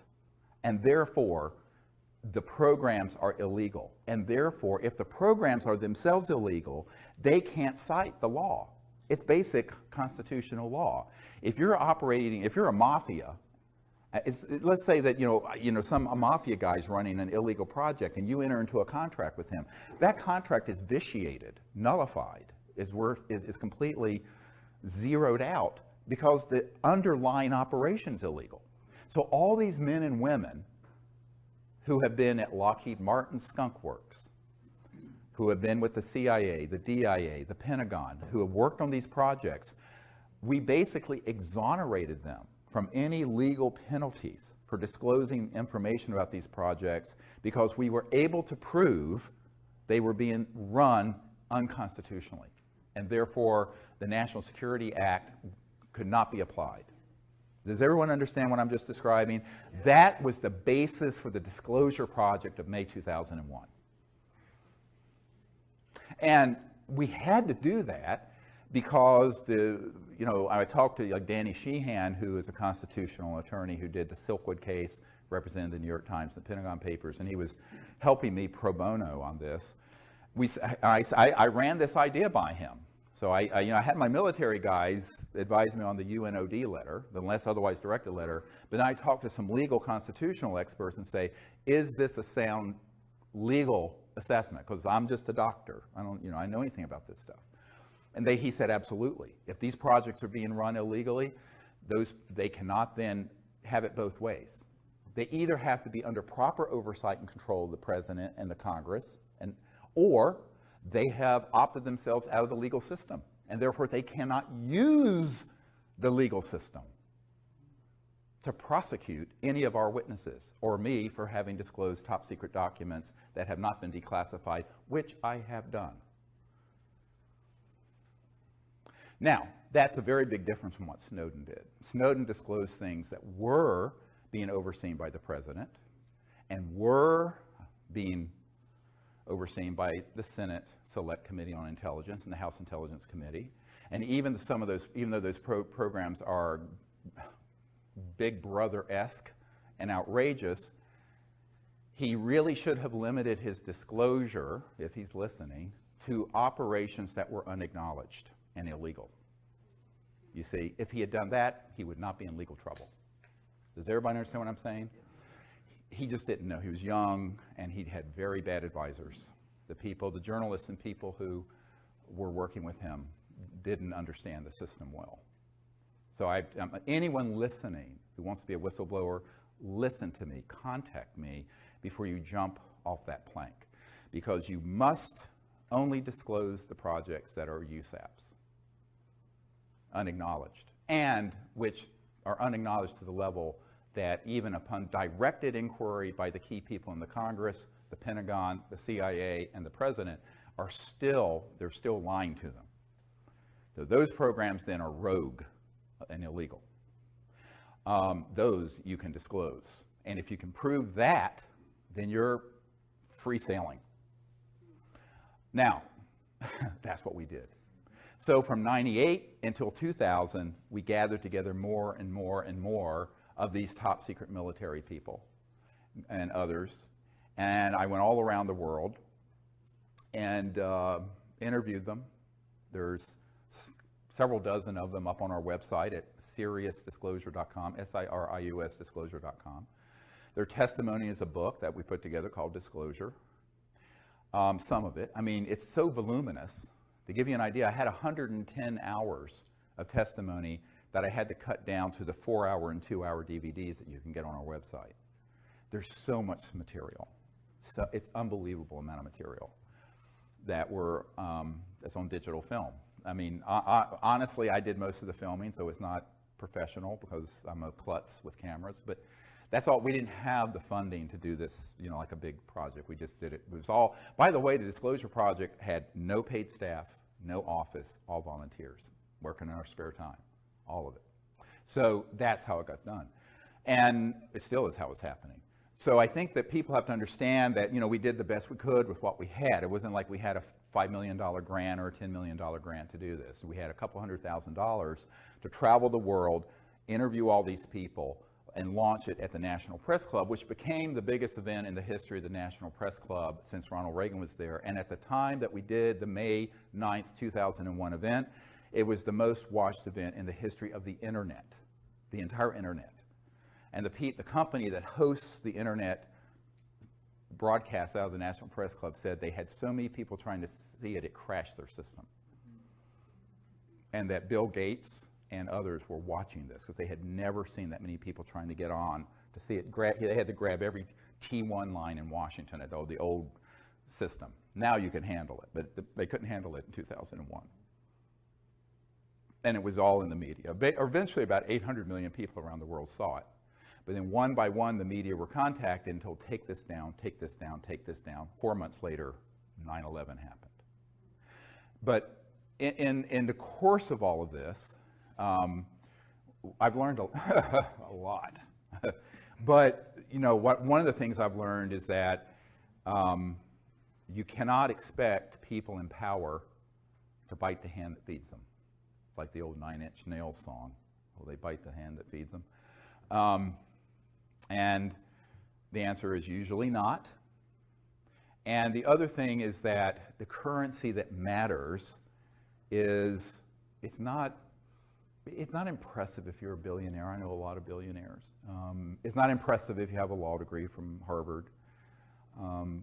It's not impressive if daddy left you $10 billion. It's not impressive if you're the president of the United States, if you're not willing to do the right things for the people of the world and of the United States and have the courage to do it. Now, that one word, courage, comes from heart, from the French. Do you have the heart and the courage to do it? That's what's been missing. Because for the most part, our politicians and our attorneys, most politicians are lawyers, they come up in a system where it's self-aggrandizing, naked ambition. And most people in the corporate world and in the political world are not going to do something that could be an enormously dangerous thing for themselves personally and could ruin their careers by being associated with it. And that's why I concluded by 2000 that the people have to do it. We, the people, have to do that. Now, one of the real other issues that came up recently was, have there been people who, over a period of time, been trying to work this within the system? Yes. There's a senior official at the CIA who, for 20 years, has been very, very supportive. He's part of that group, but he's on the side of disclosure. But he can't stick his neck out too far because he saw what happened to former CIA Director Colby. When he stuck his neck out, he was going to give Bill Colby, the CIA Director, I think, for Ford and Nixon, was going to hand off one of these zero-point free energy devices and about $50 million in seed money so we could get it out to the public. And the week he was going to meet with a member of my board, they found him floating down the Potomac River. Almost absolutely was assassinated. We can't prove it, but his best friend, a colonel, met with me and said, yes, that's what happened. And he knew it was a risk. So a lot of people who are friendly to this, who are on the inside, are afraid of being tweaked, terminated with extreme prejudice. And then you have other people who aren't on the inside, who don't have the courage of the ridicule factor, because the New York Times and the Washington Post, the big media outfits that are wholly owned subsidiaries of the intelligence community, frankly, when it comes to this issue, are going to absolutely roast and ridicule any politician that brings up the word UFO. It has to be done like on Kimmel, just sort of ha ha ha, make a joke of it. So in 1953, the CIA decided that the psychological warfare aspects of this would be where the real enforcement could be, by just making it ridiculous.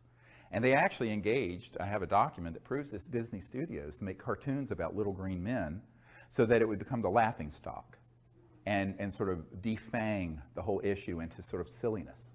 And so it has remained for 60 years. So it takes a lot of courage, not just in terms of your personal safety, but your reputation, because you're going to be ridiculed and laughed out of meetings, or you're going to be teased. And most people don't want to be ridiculed. I'm just the kind of person, I don't care what someone says about me. I mean, everything terrible you can imagine has been said about me, and so what? I mean, you just expect it. So, but most people in a public eye don't want to do that. And so disclosure is going to have to be with the people. So we initiated that in 2001, and we continue to do that. And I think that the biggest problem we've had, and I wrote a paper about this called When Disclosure Serves Secrecy. Now, this paper, I wish you would read it and memorize it. Everything I predicted in that a long time ago, it's on our website. And if you sign up for our email service, we occasionally send it out. It's a free newsletter. You can just sign up. It's seriousdisclosure.com. It's free. It's completely provided to the public. That paper describes the dangers of doing what we've done. And that is disclosure being hijacked by charlatans who masquerade as disclosure folks, who attach to all the body of evidence I put together the fear factor and the silly season and the evil aliens are coming to eat us for lunch. All right? And that has happened. And the betrayals I will not go into because it will break your heart. So the truth is, the thing that keeps me up most at night is all this information being folded into it, which is all solid information, being folded into disinformation that's tailored to scare the public into what General MacArthur said, and that is World War III will be interplanetary. So now let me talk about the deepest USAP. The deepest unacknowledged special access project is the one that is tasked with doing the psychological propaganda, just like Hitler did with his program, for convincing the people that there's a threat that we should fight. This was launched in the 50s and 60s. First they made the subject ridiculous, and then they made it terrifying, like the movie Independence Day. And this was all part of a plan hatched in the 50s to be sure that we could continue to grow the military-industrial complex, but instead of just one country, sort of a unipolar expenditure out of mainly the United States and at that time Soviet Union, it'd be a global junta military effort because there's a threat from outer space. And they have done about 50 years, 60 years of very, very careful preparation. Now, the UFO subculture is replete with the influence of that. Most people don't understand it. And I wasn't surprised when I got a document in the 1990s from the Strategic Studies Institute describing this project. And this is going to be in our next film, if I can find a director that wants to make this film.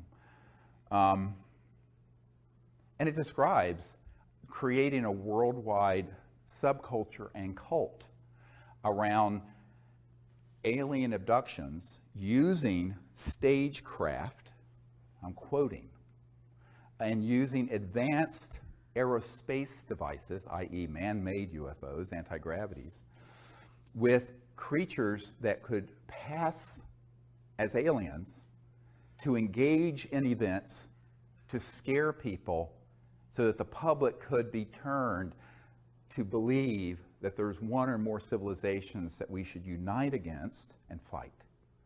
And Ronald Reagan at the United Nations literally said, wouldn't our job of creating a unified world be easier if we had a common alien threat? This is, you can Google this clip of Reagan saying this. So that agenda and the Star Wars programs that go with it, and 90+% of all UFO subculture books, movies, conferences are infected with that virus. Now, I'm saying unwittingly in many cases, because how would you know? If you haven't been read into a program that is so sensitive, and I've had physicists who worked at the Dulce complex and at the Pine Gap complex in Australia, that where they manufacture these what are called programmed life forms, these things that look like aliens that are 100% man-made, have integrated circuits in their neural complex, but they're biologicals, and they're on board these. But the people running the craft are military or corporate guys. And they'll sick these things on people, and they'll abduct them and put an implant in them. And the implants are made by EG&G. They're on the edge of the Nellis Range. You want to hear more? This is the stuff people really hate me for. Because I was told that if I expose this, this is where I'd be most at risk. Okay, because now I'm stepping on the toes of the eschatological fantasies of the people who want endless war. Eschatology is the study of how the world's going to end. And at the core of this secret group are folks who want to precipitate an Armageddon-type conflagration that's War of the Worlds. Because they love and they do it because they want people to be united around another common enemy, not just one country or subculture or religion, but the whole planet. Go look at the movie Independence Day. It's a script right out of the CIA. And so the whole point of that is that you have got to prepare people to hate. So, you know, it's not politically correct to hate someone who's African American if you're white, or if a gay person if you're straight, or hate women if you're a male, or a Jewish person. But it's completely okay to hate an entire planetary group of people, whether they're called grays or greens or purples or whatever, because they know that humans have within them this flaw. And it's in the primate monkey mind that is the root of tribalism. And I want to deconstruct this for a moment. We are 98.5% identical to chimpanzees and gorillas. And chimpanzees and gorillas do organize into troops and into warring sects that kill each other. And it is usually based on slight differences of whether territory or appearance. And this can be exploited by demagogues, whether it's religious demagoguery, racial demagoguery, sexism, homophobia. Just pick it. Well, the big one is interspecies. So the next one is, let's get everyone prepared, and we can use these images, just like Hitler used the image of, you know, the blood libels of Germany, you know, portraying Jewish people as grinding up children for matzah meal and this outrageous stuff that was propaganda. No, this is all true. Go look it up. Unfortunately, most people don't know any history, but you know, if you go look up the history of World War II, there was a foundation built for years for the Third Reich. That's what the Fourth Reich is doing, this secret government. And they've done it very well, extremely well. Now, I met with a man who would not come forward, who was on one of these early abduction squads. Now, don't get me wrong, not everyone who's had contact has had a false abduction happen, but the whole thing's been commingled. I've had contact, but it wasn't an abduction. So what I tell people is that if you mix this together and people don't know that there are two distinct things going on, you think they're all the same phenomenon, when they are not. And this man said in the early days, before they had these programmable things that look like life forms, that look alien, they would use little guys that were short and do a Hollywood mask and suit on one of these anti-grav devices. This is back in the 60s and 50s, 60s, 70s, and abduct people. And so they started this program a long time ago. And it's very easy to do. Very easy if you understand the technology. Now, this is the other problem. Most people don't understand the extraterrestrial technology, and if you don't understand that, you're not going to understand what the reverse engineering spinoffs have been, one of which is what I'm describing. So when they realized that they could stagecraft this, and this is described in the Strategic Studies Institute document. I don't know, the director of the film Sirius didn't want to put that in there. He thought it was too controversial. The next film will have it in there. I'm going to override whoever the director is. This has got to be in there. But that way you prepare the population for a new enemy to fight. How else can you grow the military-industrial complex from $1 trillion a year enterprise to a $3 trillion or $4 trillion or $6 trillion? You have to have an enemy. As Leon Panetta said, we're spending $110 billion a year to chase 70 Al-Qaeda members in Afghanistan. He said that. So how do you keep that juggernaut going? You've got to have another and a bigger enemy. So in the meanwhile, they'll concoct and create and keep the fire burning, manipulate the world to keep the fire burning deliberately. And that's what we've seen over the last decade. We go in and break Iraq, and then it creates, it just keeps this fire burning. However, the big surprise that's coming, 1,000 times worse than 9/11, is this false flag operation to stage a threat from outer space. There was a man who came to the congressional briefings in 1997, and he was prepared to open this entire box, Pandora's box of issues, to the members of Congress there. And I will not share his name. I keep a confidence he was going to do it the night before the congressman came some intel people came to his room who he had worked with in those projects and begged him not to disclose it. And so he left. He was actually taken that night to a secure facility out in Virginia, and we never saw him again. He left a note under Sherry Adamak's door explaining what happened. But he had told me privately, would not go on camera, that he in 1974 had been on an interagency intelligence committee that had all this already planned out, and they could hit a button and they could release events that would look like ET craft that are man-made anti-gravities, do things that would look like an alien assault on Earth that would stampede the entire world like 9/11 did into fear, where they would then be able to say our next big challenge is to stave off the alien invasion. And I said, how ready was he? He says, we could have hit a button and the whole thing would have run, and that was in '74. Now, that's only because he was on that committee in 1974. I'm sure he told me, but he said it was fully operational well before then. So we're getting into some really deep and dark stuff here. Some people are very disturbed when I share this.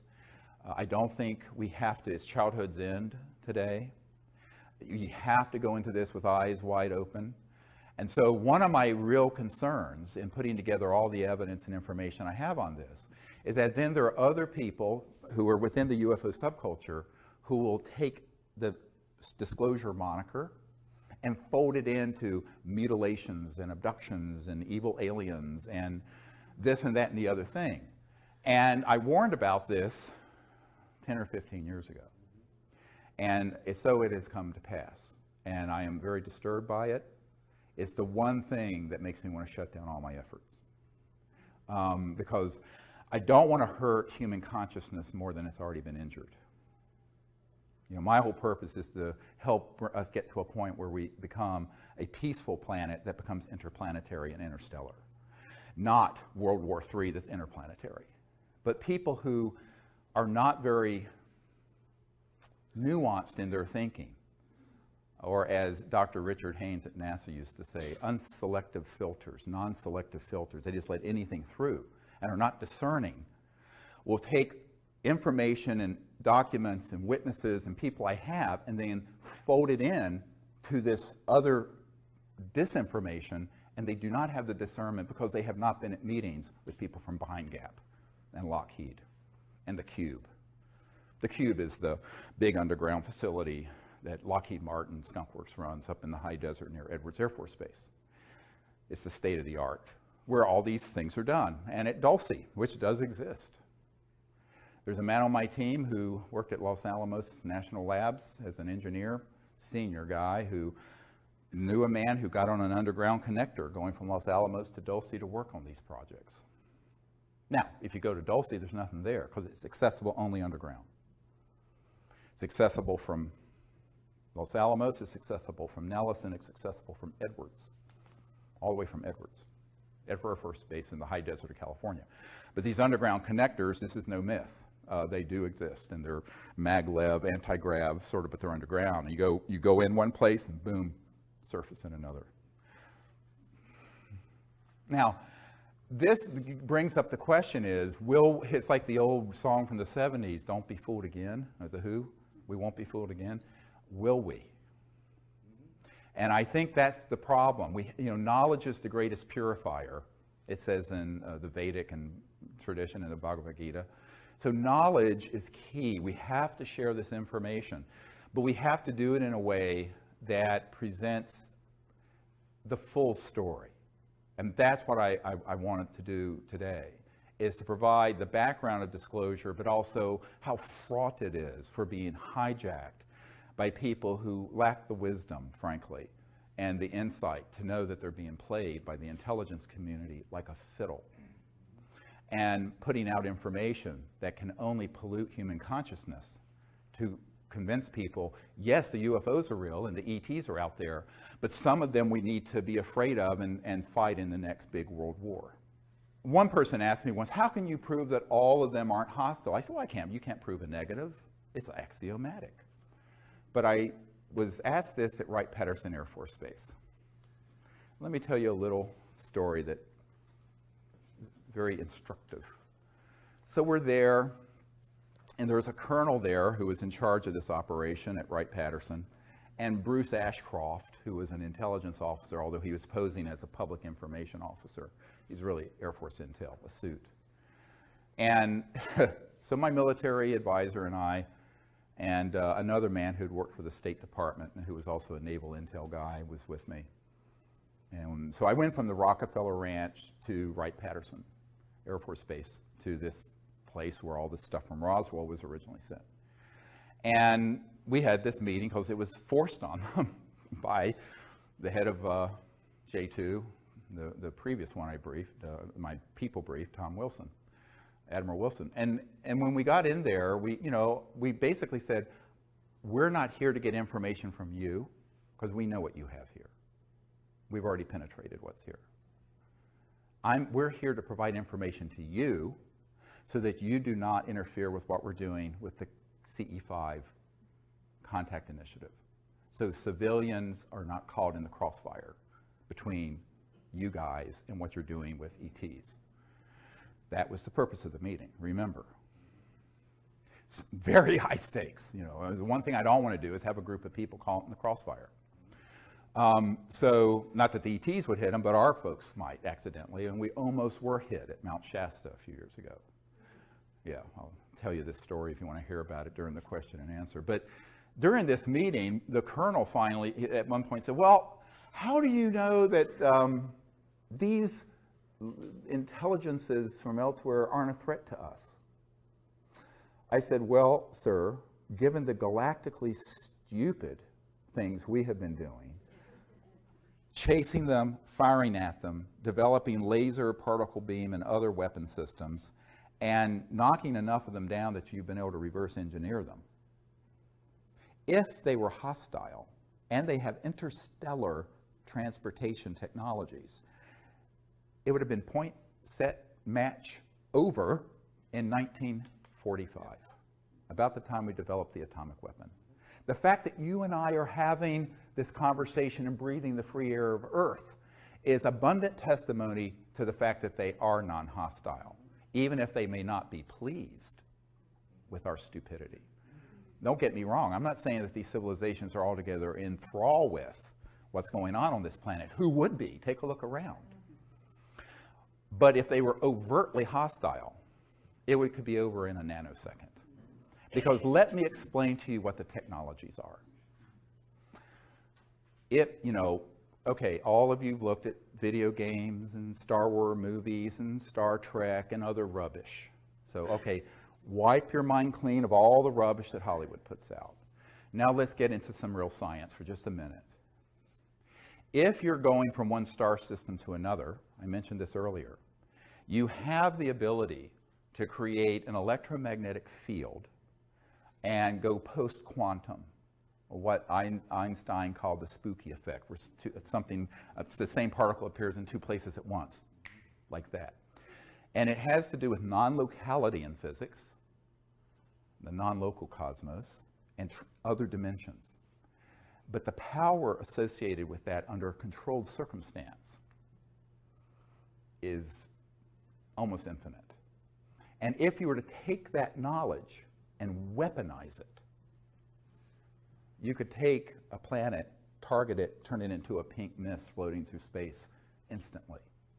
It would not be a bunch of little laser guns going like this, like you're playing, So if these civilizations have gotten here, by definition, they're interstellar. And if they're interstellar, they're transdimensional. And if they're transdimensional, they have technologies that would make our hydrogen bombs look like a Tinker toy. All right? And yet here we sit, notwithstanding the fact that we have been using electromagnetic weapon systems to target them and knock them down since 1947. The Roswell crash was a targeted electromagnetic switch that knocked two craft down. They actually collided with each other. One went down near Roswell, one continued and impacted near Socorro. This is in an FBI document where it talks about a new radar system, that's a euphemism, that was turned on. and these two ET craft hit each other, went down. I know men who have operated the state-of-the-art ones that began to be developed in the 50s and 60s. And now we're 60, 70 years into what are called scalar or longitudinal electromagnetic systems, which are sort of electromagnetic pulses that instead of having a wave like this, are point radiation. So they're multiples of the speed of light. And this scalar technology has been worked on for the better part of 100 years in some circles, but certainly intensely for 70. So we have used those systems to track and target ET craft since the 40s.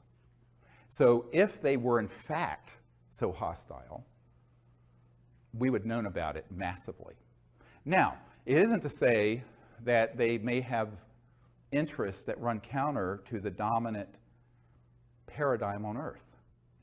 But what's the dominant paradigm on Earth? War. The dominant industry of the world, the number one largest, is war making. And still is in 2015, when we should have had world peace 100 years ago with the League of Nations. So this is a big question. And so they may be viewing us a bit jaundicely and cautiously. And as one British intelligence officer told me, when we detonated the first atomic bomb, a big red flag went over this planet, and it was like kicking a hornet's nest. They became very concerned that we were reaching very advanced technologies and science that was instantly being weaponized and being used against one another. And that meant that we became an existential threat to ourselves, and in time, we, humans, could be an existential threat to other worlds. So that's part of the concern, and it's justified concern, because humans don't have a great track record. Now, this is only because the good people of the world, I mean, most people on the planet are not wanting to blow the planet up. I lived in the Middle East for 3 years. Most people, Arab, Israeli, Christian, Jewish, Muslim, they just wanted to educate their kids. I mean, if you get 10% of sociopaths who want to create trouble, your society's a wreck. And that's what we're dealing with. The good people have allowed the 10% or 5% of sociopaths and psychopaths to run amok, which is what happened with Hitler in Germany. So the good people have to find their courage.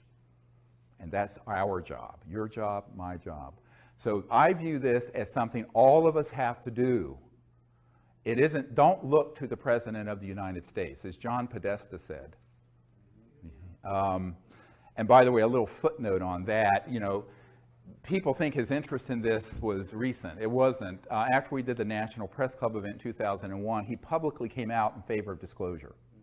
This is the senior advisor to the President, Obama. And also, he was chief of staff for a number of years, 4 or 5 years, for Bill Clinton, during which time we were doing all this with this Project Starlight, which has been misnamed the Rockefeller Initiative. It wasn't Rockefeller's initiative, it was Project Starlight's initiative, frankly. So, but Podesta was always aware that, in a sense, what Truman and then Clinton said about the White House is that it's the crown jewel in the federal penitentiary system. That once someone is in that system, they're so in a box. And when he left the Obama administration recently, he tweeted out, which became this big uproar, about how one of his regrets was not being able to effect UFO disclosure. Now, some people thought it was a bit of a joke, but it wasn't, because there's a press conference in 2002, after we did our 2001 National Press Club event, where he talks about disclosure and needing to end secrecy and release the UFO files and information. But his interest goes back to the Clinton era, before, because he was chief of staff for Clinton when we were doing all this work, prior to what the public knows as the Disclosure Project. Does that make sense? So he was also the POC, the point of contact, for Obama and for the briefing that's here that I provided after Obama was elected. And he assembled the Obama cabinet, did not immediately take a role in the Obama White House, but he put the cabinet together. He was the head of the transition committee between the election and January 20th, when Obama was inaugurated in January 20th of 2009. And there was a man who was doing a course with him at Georgetown Law School, who's an attorney here in town who wants to be anonymous, who said, look, you know, he's very interested in this, and, you know, the president, of course, is going to be in the same situation they all are. And so I was asked to put together a briefing, and it went to this man for Podesta and Obama. Because Obama was, you know, looking to John Podesta as sort of his secrecy guru, because he had been a senator from Illinois or someplace for a couple years. He didn't know anything about all this. And he wasn't going to be told by his CIA director, Leon Panetta, because I sent this same thing to Leon Panetta, because he didn't know anything, being CIA director. So that's kind of my role, is to be the bridge between this unacknowledged world and that world when I'm asked to do it. And it continues. So last year, I was, about a year and a half ago, I was in Australia on an island with 120 world leaders. I was asked, the year before that, it was the Director of National Intelligence, who had just retired, who briefed them. And 2 years before, it was Bill and Hillary Clinton. That year, it was my turn in 2013, and I presented all this material to all these people in the world. So I continue to do this, and then my wife and I will send out packages of disclosure stuff to colonels and people in Switzerland and people at Davos, and you know, it's this whole networking thing. By the way, that's where your tuition is going, because these things are very expensive to do, and we have no funding and no staff. Emily and I, just with some volunteers, do all this. Now, one of the things that you have to understand about these leaders in the world is that most of them are just agog when they hear about it. They go, oh, well, I'm Minister of Defense of Australia or whatever, and I've never heard of any of this going on at Pine Gap. And they're not lying. I said, well, no, you wouldn't. So it's sort of an unenviable thing to have to do, because I'm really the deliverer of very bad news. To have to show it to someone that powerful and say, by the way, here's what you don't know that you're being lied to about. But so we continue to do that. But the big action, and that's sort of a service to people in government, because I view the good people, and there are good people in government, as victims of this secrecy, just like we are. Where they failed is in their constitutional duty to take on that machine. And that's where the courage comes in. And I think that's why we're going to have to view ourselves as the leadership, all of us in this room and the people out in the public who support disclosure. And the next wave of disclosure are going to be two things we're going to talk about after our break in a moment. One is a mass defection program. What am I talking about? We've got to network, tell everyone we know, and find another wave of people who are currently deeply involved in these covert programs who will approach me, and we will massively defect at once. Because even when I'm sitting on, there's probably 10 or 15% that's out in the public domain. Some people I've interviewed have asked me not to release it till they're dead. Fantastic. Okay, so that's the next phase. The other is mass contact. We have got to create teams all over the world that are skilled in the art of the CE5, Close Encounters of Fifth Kind protocols, who go out on a regular basis and create in consciousness, but also in action, the ability for mass contact to happen that's peaceful before this false flag creates the overlay. So it's a race. We're a race against the clock. And so that's how it has to happen. And that's something that you don't have to sit on your hands waiting for the president to do, or for that matter, me to do. That's something all of us can do. Yeah, and people who've done the CE5 initiative, even using the app, we get reports every day on our website of amazing contact and things that they've had. So if more and more people start doing that, the ETs are going to get the message that not everyone on planet Earth is sleepwalking.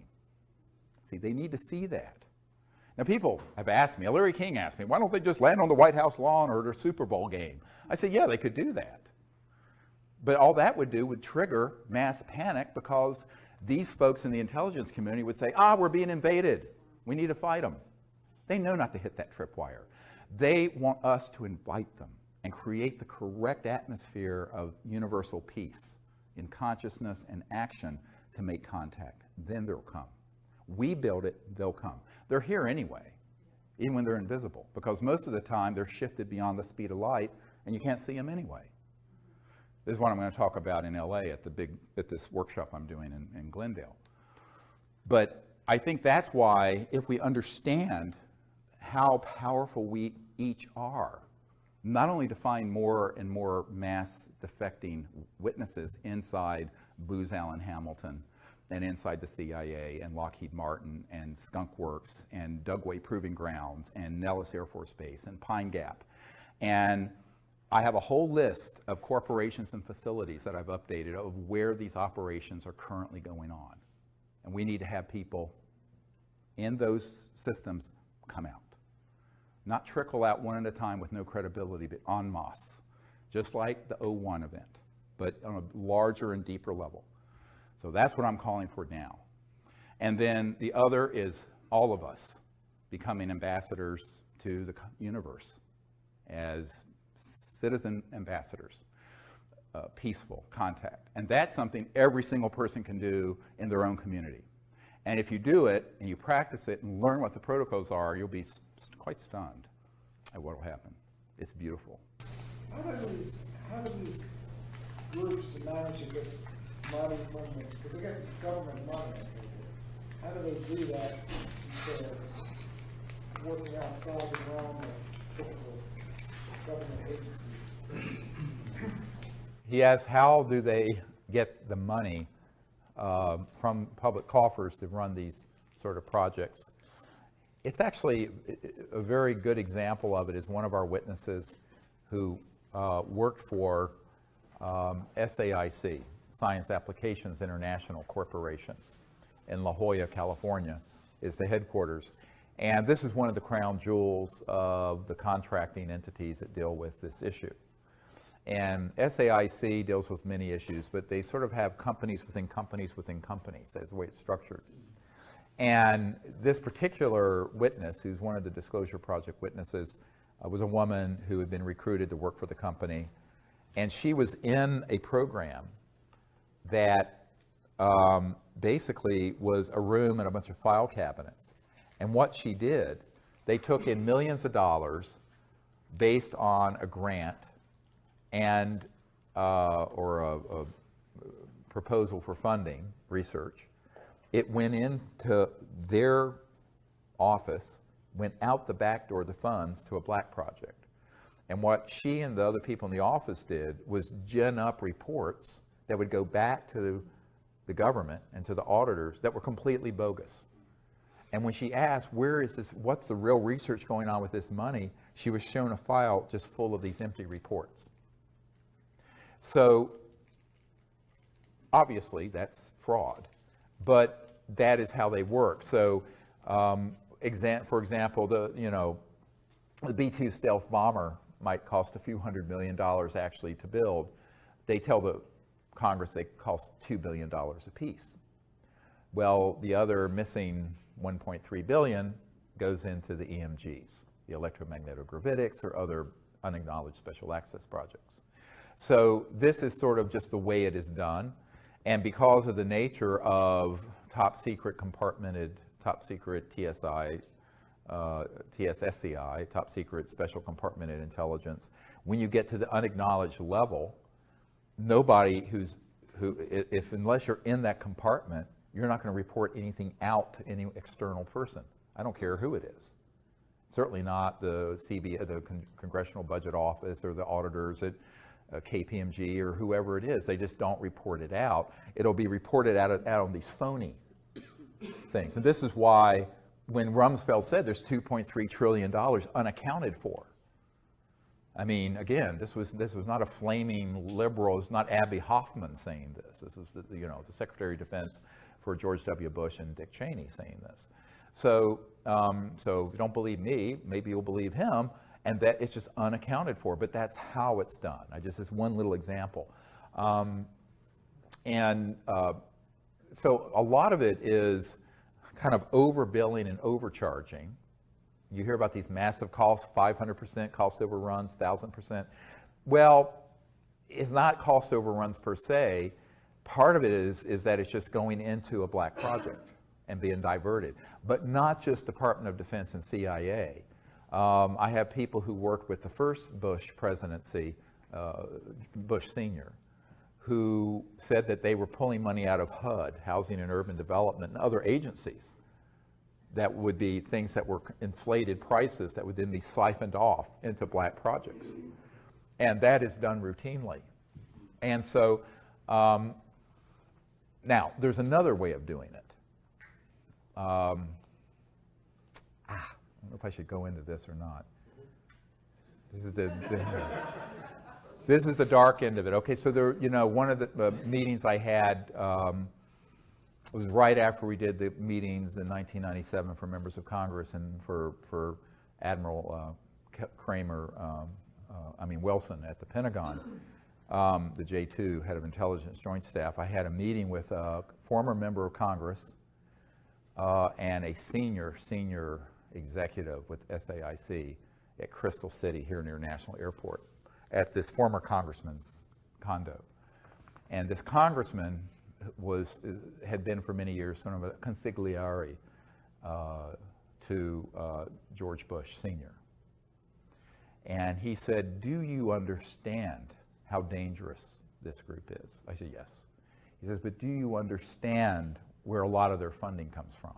I said, "I have a very good idea. Where are you going with this?" And the SAIC executive had recently retired and moved out of the country to France. And both these people asked me not to disclose their names, but this has put me under sodium pentothal. I'm telling you the truth here. They said, "Well, we use these anti-grav devices, and they launch wee hours of the night from various places, and they move billions, hundreds of billions of dollars worth of clandestine drugs and armaments around the world." And he said there is one group that is involved, it's like a small army, he said, of people of 8,000 men that have been involved in just moving contraband around the world because it's all cash and it's untraceable. And we have killed 2,000 of these men for minor infractions of security. Okay, this is not a conspiracy theory. These were two principals with firsthand knowledge of it, warning me of what this group is really into. So one of the reasons, therefore, fast forward to another problem. If the drug war has been created so that by making it illegal, it not only keeps it criminalized, but it creates a domain where so these super black illegal operations can kind of pluck the low-hanging fruit and have a very large, I'm talking hundreds of billions of dollars of funding by being kind of integrated with these criminal enterprises. You know, now I'm not in favor of drug use, but I think it should be completely legalized for that reason. And that would just suck all, it won't be. Now, they'll wrap themselves in morality and public health and all this other stuff. They could care less. I mean, you know, any kid, any middle school kid can go to anywhere and get any drug they want in the DC area or even out in Virginia in the rural area I live in. It's so that it creates their own little monopoly, and it does. And this is not a conspiracy theory, because I have met with the principals who were involved in those operations. So that's another source of funding. Now, there's another source of funding. So we have the black budget of the United States government, 100, 200 billion a year. You have this clandestine and very dark criminal enterprise running drugs and armaments. And then you have another source, and that is, I call them the corporate spin-offs. Pieces of junk like this.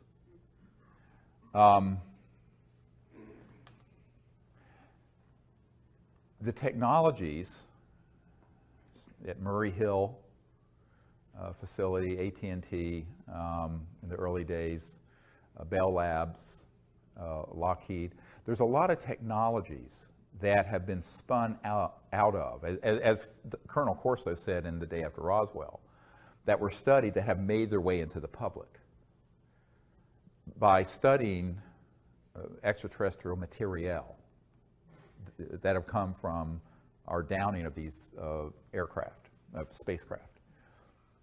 Those end up going first into these unacknowledged projects, but then they get moved into their corporate partners and then get monetized as a product.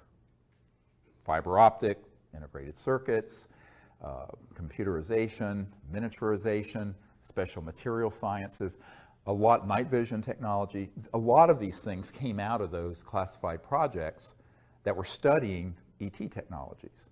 Now, what they've held back are the energy generation and propulsion systems, but they have monetized and become enormously wealthy through these others that have been monetized. Now, we, the taxpayers, have paid for that research, but it ends up getting a patent and gets spun out as, look what we invented. Now, most people, and it's interesting that this guy named Thiel, who was one of the co-founders of PayPal, I believe, recently said in an interview with Fareed Zakaria on CNN that there has been no real discoveries and progress technologically in 50 or 60 years. And this was on CNN. It still takes you the same amount of time to go from JFK to Paris now as it did in 1964, 50 years ago. And that basically what we've done is sort of tinker around the edges. Now, I know people, when they hear me say this, the people in Silicon Valley and who think they're high tech with this, I mean, we had telephones 100 and some years ago, so are just like appalled. I said, yeah, but the internet was developed by DARPA, the Defense Advanced Research Projects Administration. The technologies that are in here were spun out of these covert programs, and then people innovated them. They did innovation and applications, not discovery. So, and if you come up with a fundamental new discovery in science and technology that is really disruptive, i.e. free energy or something like that, it will be confiscated, either under a national security order or if it goes through the patent process through the patent law provisions for seizure. And if not that, they'll just flat out take it and tell you to be quiet or else. And that's true of people at universities, industry, private inventors, et cetera. I know many people who've had that happen. Here in Washington, the Federation of American Sciences said, well, look, there have been 5,135 patents that have been seized. Well, the reason for that is that the things they don't want out are things that are true breakthroughs. So if you look at our society, yes, we have an internet and you have an app so you can go find your restaurant you want to find instead of looking through the yellow pages. But it's just the yellow pages is digitized. It's no big deal. We're still running this thing and all the lights in this building off a coal-fired power plant from the 1800s. Your car is the same engine Mercedes had in the 1800s, internal combustion. The jet engines were developed in the 30s, invented. Rockets, 40s. Atomic power, 1945. No real fundamental breakthroughs in science and technology since then. And that's what Thiel was saying. Thiel, the multi-billionaire. And I think it was sort of an astonishing statement for a lot of people, but he was being honest about it. So, but there has been monetization that way, which has created enormous revenue for a lot of these corporations. What do we have in any of our encounters with medical technology that's been sequestered? You asked the question, what do we have that has come about through some of these research projects and encounters that are medically related? A lot. My understanding is that if the technologies that deal with regenerative capabilities exist, transdimensional, that are sequestered, where you could actually regenerate spinal column or a severed limb and nerves, things of this sort, cancer, other diseases. But the problem is those use technologies that are transdimensional. What do I mean by that? They use subtle energy technologies that aren't just kind of like acupuncture, but I mean that are, you know, electromagnetic systems that are very, very high tech. Almost like in Star Trek where they wave a thing, you know, but that would actually work reliably. But there too, I mean, you're talking about hundreds of billions of dollars in pharmaceutical and conventional medical. There's agribusiness, medi-business, military-industrial complex. A lot of toes would be stepped on. But also, more importantly than that, is that if you open a window into an application that's medical related to these technologies, people are going to see the energy implications of it. And with that, it's goodbye oil. It's goodbye coal. So they've been sequestered for the same reason the energy and propulsion technology. Yes, I understand from men and women I've worked with that there are amazing technologies that relate to medical systems and curative and reparative, regenerative technologies that are trans-dimensional electronic systems that would just blow your mind. Yeah, and so unfortunately, you know, in a sense, our medical system is sort of Stone Age from that point of view. But there is medical information that can help. Yes, there's medical information that can help. And one of the things I've said, there are multiple, look at this whole issue of disclosure. First, there's the basic information, we're not alone in the universe. Then there's the fundamental technology, energy, propulsion. And then there are all the ancillary or associated technologies, you know, medical, environmental abatement. Ken Shoulders, who was a scientist, discovered charged clusters that would, under right conditions, neutralize radioactive material. So you could take all the radioactive waste in the world and neutralize it. This was proven. And the Department of Energy was going to fund the next level of it, and the people in this cabal circled their limousines and said, no, you will not. Because it was pulling energy from this quantum vacuum 0 point to do it. I know the people who are part of that initiative, all of them. So there are so many spin-offs and benefits of disclosure of this central issue, but that's the reason it's secret, is that the implications are so huge. It's not just the energy sector or the transportation sector. It's the medical, it's the pharmaceutical, it's all of it. But, you know, would 99.999% of humanity benefit if it was used peacefully? Now, there's a big caveat. If it was used peacefully, yes. The bigger question becomes, as a colonel who was in charge of future technologies for the Air Force, and I discussed here in DC not long ago, what if they're weaponized? I said, well, they already have been, haven't they?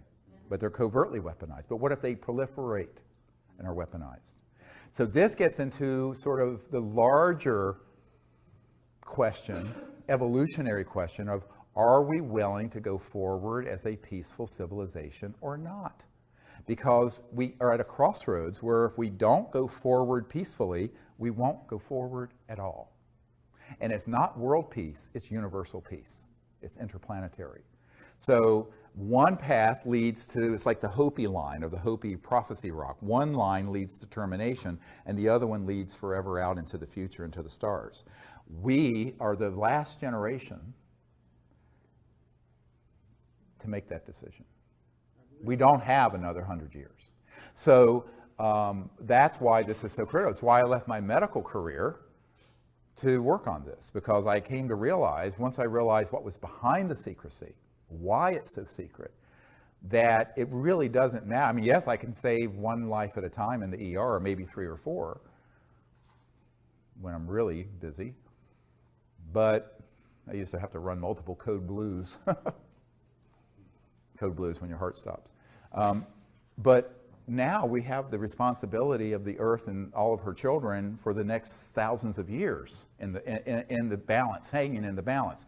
So humans have been trying to make this transition for a very, very long time, and it keeps getting thwarted by, let's say, call it special interests, people who are hell-bent on maintaining the status quo of the financial system, the political system, whatever it is.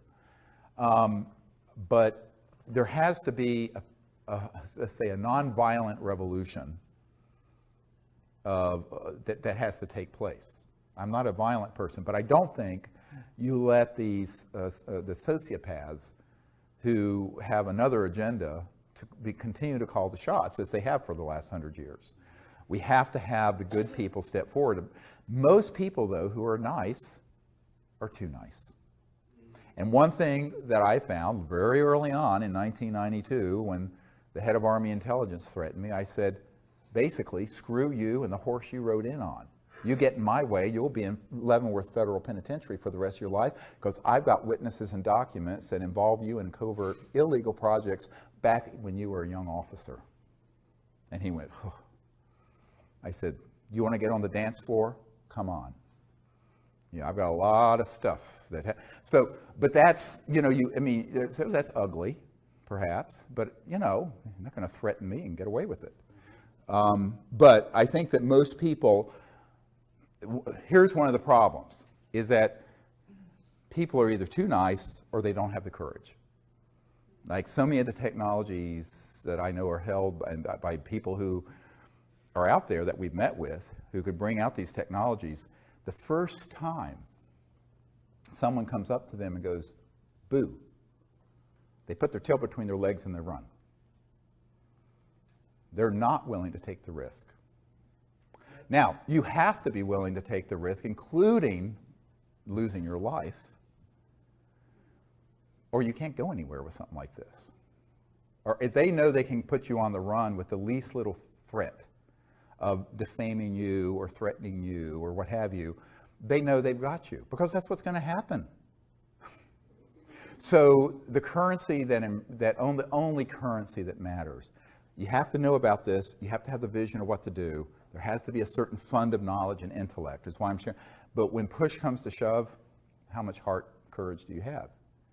And that's true of these medical technologies, it's true of the basic energy technologies, and it's true of the state of the world. So we have to find our hearts, we have to find our ability to come together so that the good people of the earth prevail over these sociopathic folks who have a eschatological agenda, who love, sort of endless war and have the sort of the crescendo happen with some sort of bizarre, Armageddon type thing. Now, of course, if they keep fooling around, they may get their wishes, because the earth isn't going to be able to endure 7 billion people living like we do indefinitely. I mean, we have both polar ice caps melting, and the equilibrium of the earth is becoming, including the magnetic field, increasingly unstable. So this instability is going to increase and not decrease if we stay on the path we're on. It's like the old saying, unless we change directions, we're likely to end up where we're going. Yeah, regarding disclosure, the issues of free energy technology and such, is this a proper picture? It seems that the direction really of disclosure, looking down the road, is one of greater consciousness. Is that true? Right. Right. That's what you're really looking for. Well, yeah, he's asking, is the big picture about disclosure is greater consciousness. It's not just greater, it's the correct consciousness that can support a peaceful application of this. And also a new way of, as Einstein said, no problem was ever solved by the consciousness that created it. And the problem of endless war and the problem of taking every advance of technology and turn it into a new type of club to hit someone in the head with, this is a big problem. And as this colonel in the Air Force pointed out, these technologies would enable someone in another country to deliver a payload in less than a second from the Middle East to Washington. Think about it.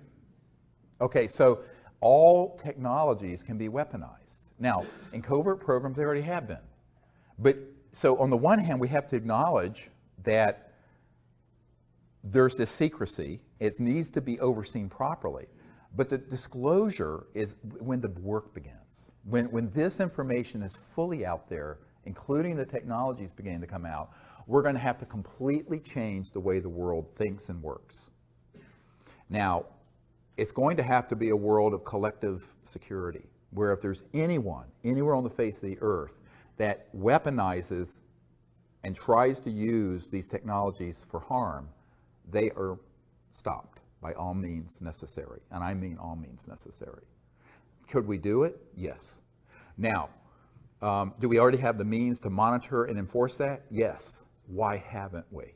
Because they want to subvert world peace by keeping endless war going. Because war, for the recorded history of the human race, has been the central organizing principle of every city, state, and nation. And they don't know what to do. How do you organize people if all of a sudden there's world peace? So, an interplanetary peace. So, I always point out, we don't want to have a unified, peaceful world in order to have interplanetary war. Now, this is the going backwards a big step, not forward.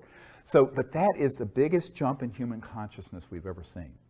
And it is a spiritual and social, psychological issue more deeply than it is a technological or information one. Absolutely, 100%.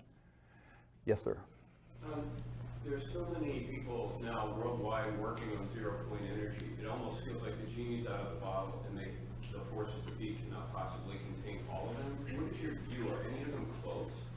Yes, so there's so many people working on zero-point and similar approaches, and the genie's getting out of the bottle. Can they contain all of them, and is anyone close?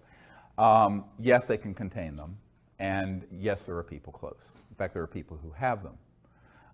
Let me give you one example. We believe there's a fellow named Rossi in Italy who has a device that generates apparently over unity excess energy and heat. Although no one knows the mechanism of action, he's keeping it a trade secret. Very big and probably fatal error. The people I've met with who have developed these systems have all either taken it to their graves or had them confiscated before they can get out to the public significantly because of some central strategic errors that have to do with the idea that they're going to be able to handle that technology like you would a new app or a new Silicon Valley computer system. When you're dealing with something like this, it has to be done completely openly, open source, and you have to have millions of people know what's happening in real time. Stan Meyer took his knowledge to the grave. You know, if you look at the workshop I did about a year ago here, is that there have been literally hundreds or maybe thousands of people who have discovered this same effect. And they've all made the same set of predictable errors based on their handling the technology as if it were conventional technology when it is not. And so I would say, yes, there are people out there who are working on it. Some, I believe, have. I have a friend at Stanford University who knows a man at the National Security Agency who confided that they're tracking what Rossi is doing very carefully, which indicates to me where there's smoke, there's fire. If Rossi's listen, heads up. So, but strategically, tactically, and strategically, he's handling it in a way that guarantees failure.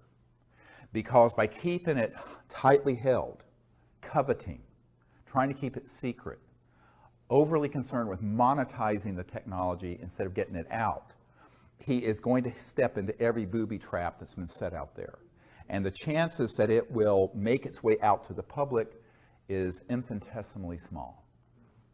And that's not just true of Rossi's technology, but of every other person who has that same idea. Again, it's because the system exists to hoover up, suck up all those technology and sequester them. Now, I just recently learned in the last couple months of a man who was working with a group of investors who was funding a man up in New York at a university, a professor, a physicist, who had discovered how to take just natural gas and burn it so there was zero carbon and 100% utilization. That technology was going through the second round of funding and was bought out by a division of the Army and black shelved. This is fairly recent. There was another technology he was working on dealing with batteries. And as you know, like Tesla Motors has like 900 pounds of lithium batteries in that car. It's a very inefficient system. We have a Chevy Volt. that it runs on our solar farm out in the country. But it's incredibly backward technology. And a group had developed a battery that was, instead of 900 pounds, 100 pounds, that would charge in 15 minutes. That would take okay. But it was so radical that Tesla and some of the other groups had put together, I think it was about $1 billion between two different groups to acquire it, and British Petroleum came in, bought it for God knows how much, and black shelved it. This is fairly recent. So these are not conspiracy theories. This happens every day. So if you have a technology and you go the conventional investor route, funding route, patent route, intellectual property route, it's DOA, dead on arrival.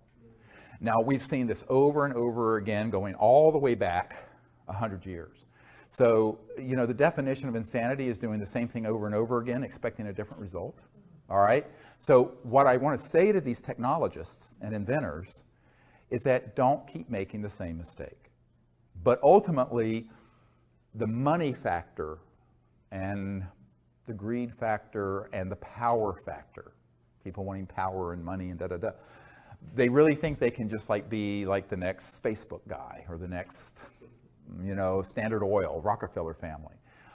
That thinking is what ends up being their Achilles heel, because ultimately it ain't going to work that way, and someone's going to have more money and power than the next person has, and they're going to buy it out, or it's going to get sequestered through a national security order.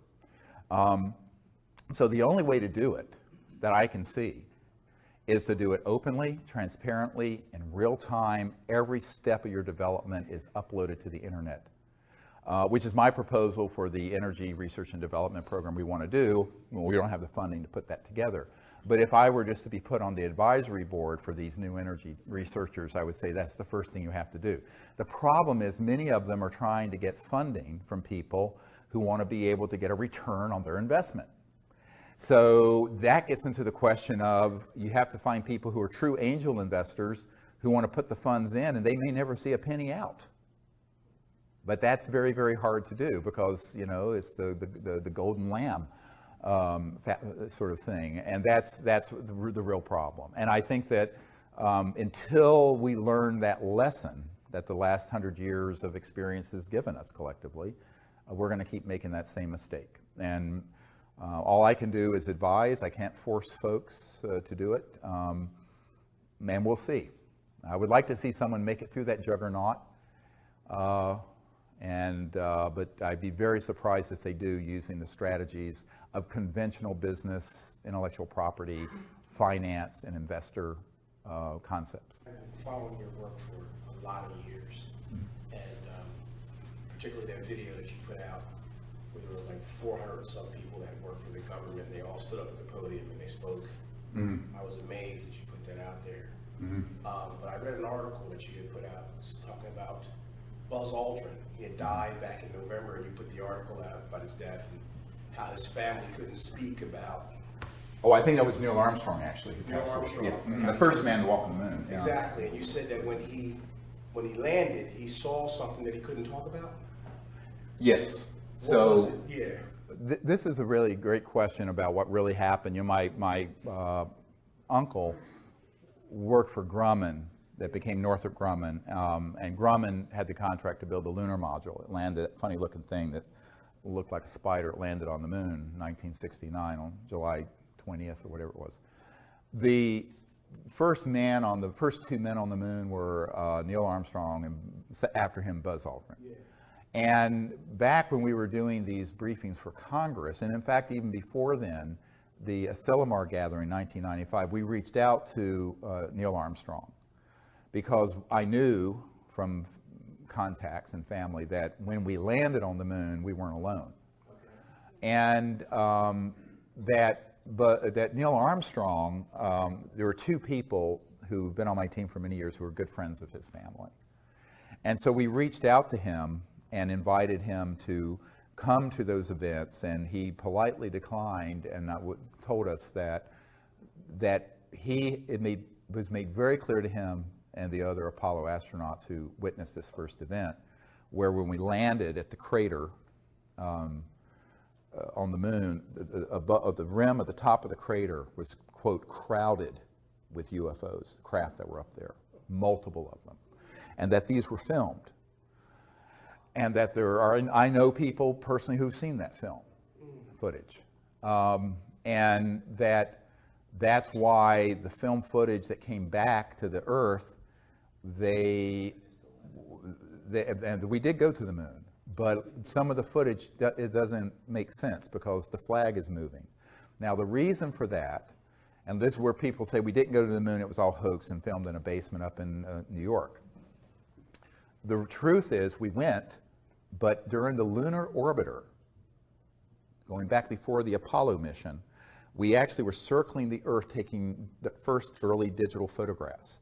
And as you know from the testimony of Disclosure Project witness Carl Wolf, there were structures on the moon that were artificial. Some were newer and some were very ancient. And so they knew the covert programs, and these images were being downloaded to out here at Langley, not the CIA headquarters, Langley Air Force Base, to a compartmented operation run by the National Security Agency that was then sequestered away from the other NASA scientists. But the people running that project, the deep black people in those projects, knew that it was likely we were going to encounter something not of this world or a UFO when we landed. Therefore, they had filmed some footage that they could splice in if something started happening. So during the live transmission, if something started happening, there's a delay that went through this National Security Agency filter, and they could immediately, instantly put in. And that's why there's a couple frames where the American flag is moving. Well, there's no atmosphere on the moon, okay? Which was the one mistake they made in that whole plan. That's the telltale giveaway. Now, some people have taken that, the conspiracy theorists have said, we didn't even go to the moon. We did go to the moon. But they knew that it was likely there were going to be ETVs, extraterrestrial vehicles up there. And so when they stepped out, of course, you know, and we're approaching actually, before they even landed, they saw them. So they were already with this sort of pre-prepared film that looked very, very good, except for this one error. And so Neil Armstrong and Buzz Aldrin know for a fact. Now, Neil Armstrong said, look, you know, if I were to go forward and talk about what actually happened, I've been told, Neil Armstrong said this to us, that my wife, my children, and my grandchildren would all be killed, that they would take us out somehow, some terrible accident. And he says, I'm not going to talk about it. Now, Buzz Aldrin has just basically, he sort of had a nervous breakdown after this and was actually at an Air Force facility. I know a man that was there with him, and he confided that this is also what happened. I also know Buzz Aldrin's sister, who pulled me aside and says, yes, you're absolutely right. That is what happened, but it's not my job to out Buzz Aldrin on this. If he's ready and he's able and allowed, he will speak about it. But you have to understand, enormous pressure was put on these men never to speak about what actually happened. Can we speculate on whether those ships came from here or from there? And this is the follow-on question: were those ships that were around the moon at that time in 1969 extraterrestrial or man-made reproduction vehicles using anti-gravity? I don't know. It could have been either. But I think probably they weren't ours, only because those folks would not have wanted to risk exposing that they were there with cameras rolling. Okay, because that would have, of course, ended the fact that they have these secret aircraft, a secret space force. They would watch TV and knew there was a space shuttle. So that's one of the problems. That's, you know, I've thought about it, and the answer is I don't know, but from a logical point of view, I doubt it was ours. Okay. Now, you know, one of the things that Neil Armstrong was overheard saying, and this was reported in Timothy Good's book, Above Top Secret, is that Neil Armstrong stated that we were essentially warned off the moon. That, in other words, these civilizations did not want us going to other moons or planets to colonize them with the consciousness of nationalism and the Cold War. Because remember, the Apollo project was really a proxy for the Cold War. The United States was in a complete panic when Sputnik overtook our space program, the Soviets. And so the race to the moon was part of, and always was part of, the military competition between two huge superpowers, the old Soviet Union and the United States of America.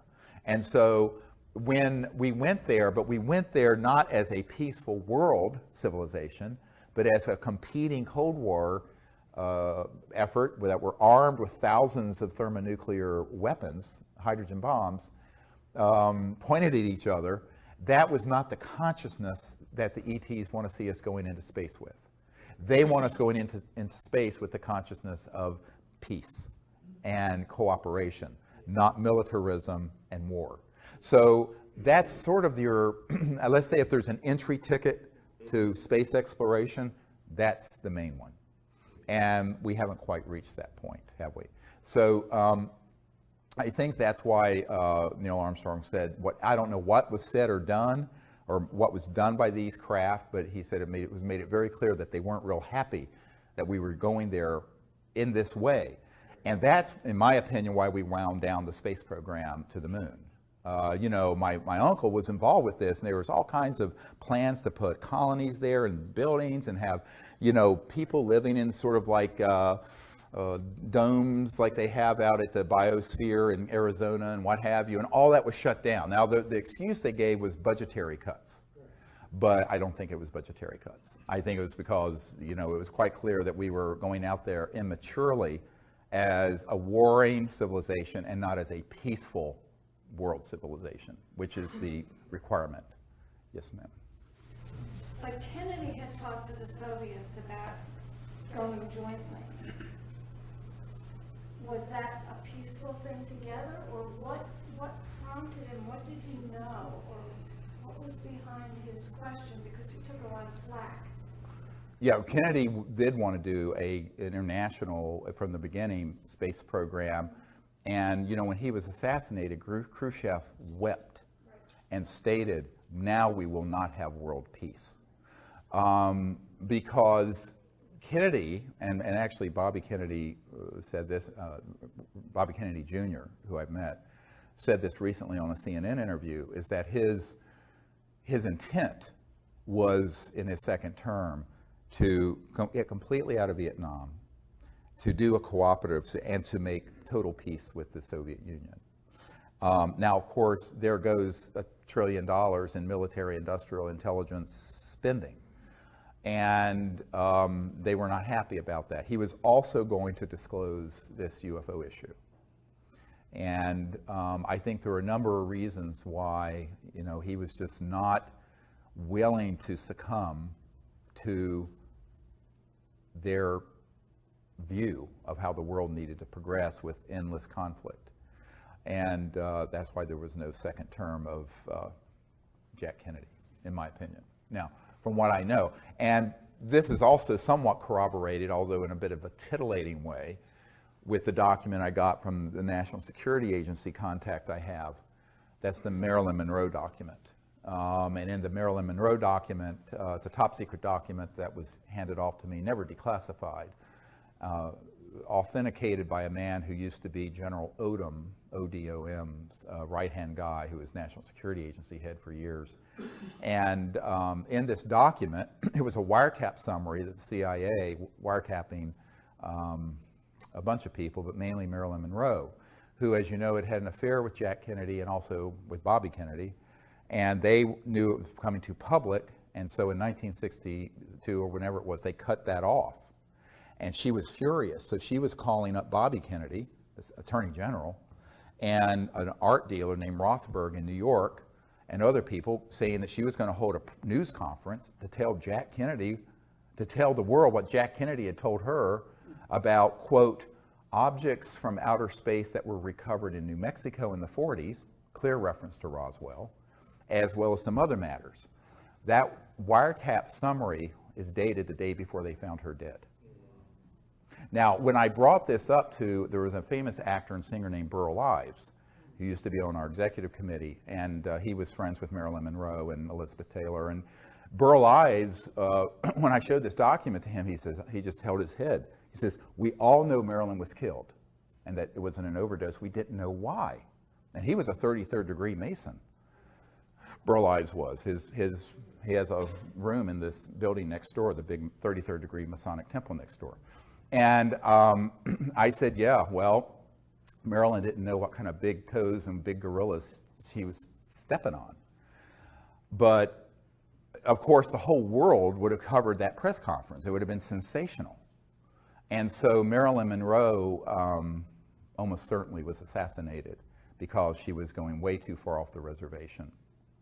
And this document has the proper project code names and code numbers for that era. Project Moondust, Project 46, some of these key project code names and code numbers for the early 60s. I have that document. It's in my first book. It's there for anyone to read. It's explosive, and it's dispositive, actually. But unfortunately for Marilyn Monroe, you know, she didn't realize that this was non-trivial. This is not a trivial thing to hold a press conference, a person of her stardom in that era. I mean, she was huge, talking about these specific issues because she had learned that apparently in pillow talk with Jack Kennedy. And so it cost her life in order to keep that quiet. Well, I was wondering, the organization, this invisible organization that more or less runs the whole thing, if you were going to put a face on it or an organization, do they hold regular meetings, or how do they operate? They have to do some kind of thing right now. Very good question he's asking. You know, this group, Magic Control, the Majority Committee, Joint Intelligence Committee is what it is called. That's where MAGIC comes from, M-A-J-I-C. They do have meetings. It's actually transnational. There are people from other countries involved with it, not just U.S. Always has been transnational. The U.S. is key because it's the economic and technological powerhouse, but Great Britain is also very important in all this. And you know, there are various people who have been on the senior committee, such as Admiral Bobby Ray Inman. I know for a fact he was the head of the National Security Agency. Prior to that, he was Deputy Director CIA, and then he became a board member of Science Applications International Corporation. So I know a number of the people. I've met with some of the people who are on this group,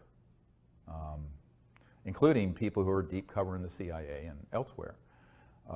And former members of Congress and other SAIC executives I've met with. But, you know, it's also very compartmented. So in other words, you may have 200 or 300 people in this group that are the sort of committee, but even within that, it's a pyramid, and there's compartments within it. Not all of them know everything going on. It's not like it's an all-access pass. And some have gone rogue, splintered off and kind of gone rogue, even within the rogues of the rogue, if you get my drift, which is why it's so dangerous. You know, I could draw a whole diagram of it, but you can kind of imagine some of the key people. You know, more recently, General Michael Hayden has been involved with that committee, who had been NSA head and CIA director. So some of these people are known in the public, most aren't. And what I would say is that a lot of the folks who are in the corporate contracting world, what's called WFO, work for others, contracting are key to this. I remember years ago, right before I was going to have the meeting with the Clinton CIA director, I was in Arizona at the Wrigley Mansion, the Wrigley chewing gum people, but it had been bought by Jordy Hormel of the Hormel Meat Company. And there was a man who was a member of this MAGIC, this MJ12, they used to call it, group. And he asked me to come to the mansion late at night, 10, 11 o'clock at night. I went there, and it was Jordi Hormel was nowhere around. They were just using the facility. And this was a high-tech digital guy, and who actually moves around in the UFO subculture. And we were at this table. It looked like a big conference table, and all these suits were there and people. And they were basically, you know, telling me that I was barking up the wrong tree, meeting with the CIA director. And this man pulled me aside, and he said to me, the CIA director and president doesn't know about this, and they're not going to know anything about it. If you want to know about what's really going on, come talk to people like us. And it was a whole room full of folks like that. Spooky. And then it was interesting because, you know, a couple years before, the former head of Army Intelligence had offered me $2 billion if I would stop doing what I was doing, close my operation, and join his group. He had a $2 billion slush fund out of Eastern Europe. And I said, no, thank you. And that was when $1 billion was a lot of money. And when I refused, and he went to my wife, tried to convince my wife that I should do this. But this was 2 years later, and this guy said, you know what? This is how they operate. We checked you out. You're a doctor. You have really good credit. Take out all the credit cards you want, and you can run all your operations, max them out each month. Because my group, we run the supercomputers that back up the global financial system, and we'll just zero them out every month. That's what he offered. We'll just zero all your credit cards out every month. I said, well, that's very nice of you, Jim, to offer that, but then you would own me, wouldn't you? Because you would have a record. And I said, I'm afraid I can't. He says, no, we're just trying to help you out. You see how this works. That was in 1994, 93, and then 94. So they, I've, over the years had multiple of these sort of approaches, which is quite bizarre. And you couldn't make this stuff up. If you put it in a movie, people would think it was fictitious. But it is how they operate. So the corporate and contracting end is really a lot of where the action is with these large corporations and their compartmented groups. And then within certain agencies, there are select folks who are on this committee. So it's not all one thing, but they do have meetings, and it's evolved over the years. My understanding, I was told this some years ago, that about 70% of that group favors what I'm proposing. But the other 30% who are the really violent ones are opposed. And they don't mind killing one of their own, like Bill Colby. Bill Colby was in this group. He defected, but he did it alone. And he was going to make a run at the crown jewel of what they were keeping secret, and that's the energy technologies. And that, as I mentioned, that week they found him floating down the Potomac River.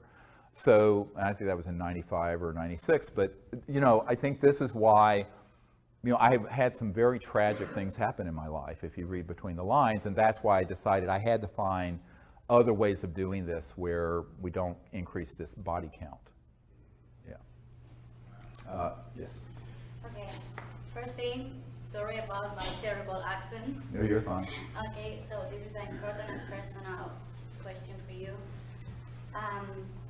How the ET choose you and how they decide you are the right person for making contact.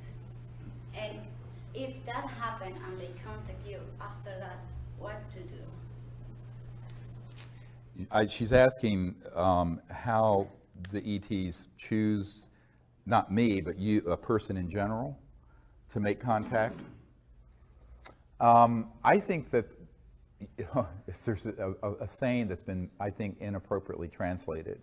Many are called, but few are chosen. I think it really is supposed to say, many are called, but few choose to answer the call. And so I think that there have been knocking on our front door and our back door and our side door for a very long time, these civilizations. What they're waiting for are people who will approach them without fear and prejudice, without violence, who understand a little bit of their reality, who will educate themselves a little bit about what it means to be interstellar. And to be interstellar means to be in an extraordinarily high state of consciousness, personally, but also your technologies are interfacing with consciousness. And so that's why, you know, if you approach it with an ethical and moral intent of a pure heart, peaceful purpose, no fear, no prejudice, but also have prepared yourself for, shall we say, the unusual, even strange or bizarre ways that they may interface with you, so you're not afraid when they do, then they will. But they expect a certain level of you being educated and prepared. And then they will. And I don't think it's, you know, I've always said, I don't think I'm special. I don't think anyone is disabled from being able to make contact. I think it's them willing to go through the process of training and education, but more importantly, what is the purity of your heart and intent? You know, it can't just be because you want to see a UFO and be entertained, like dolphins at SeaWorld. It has to be for a sincere purpose to be a liaison between humanity and their culture. And if there's that purity of intent,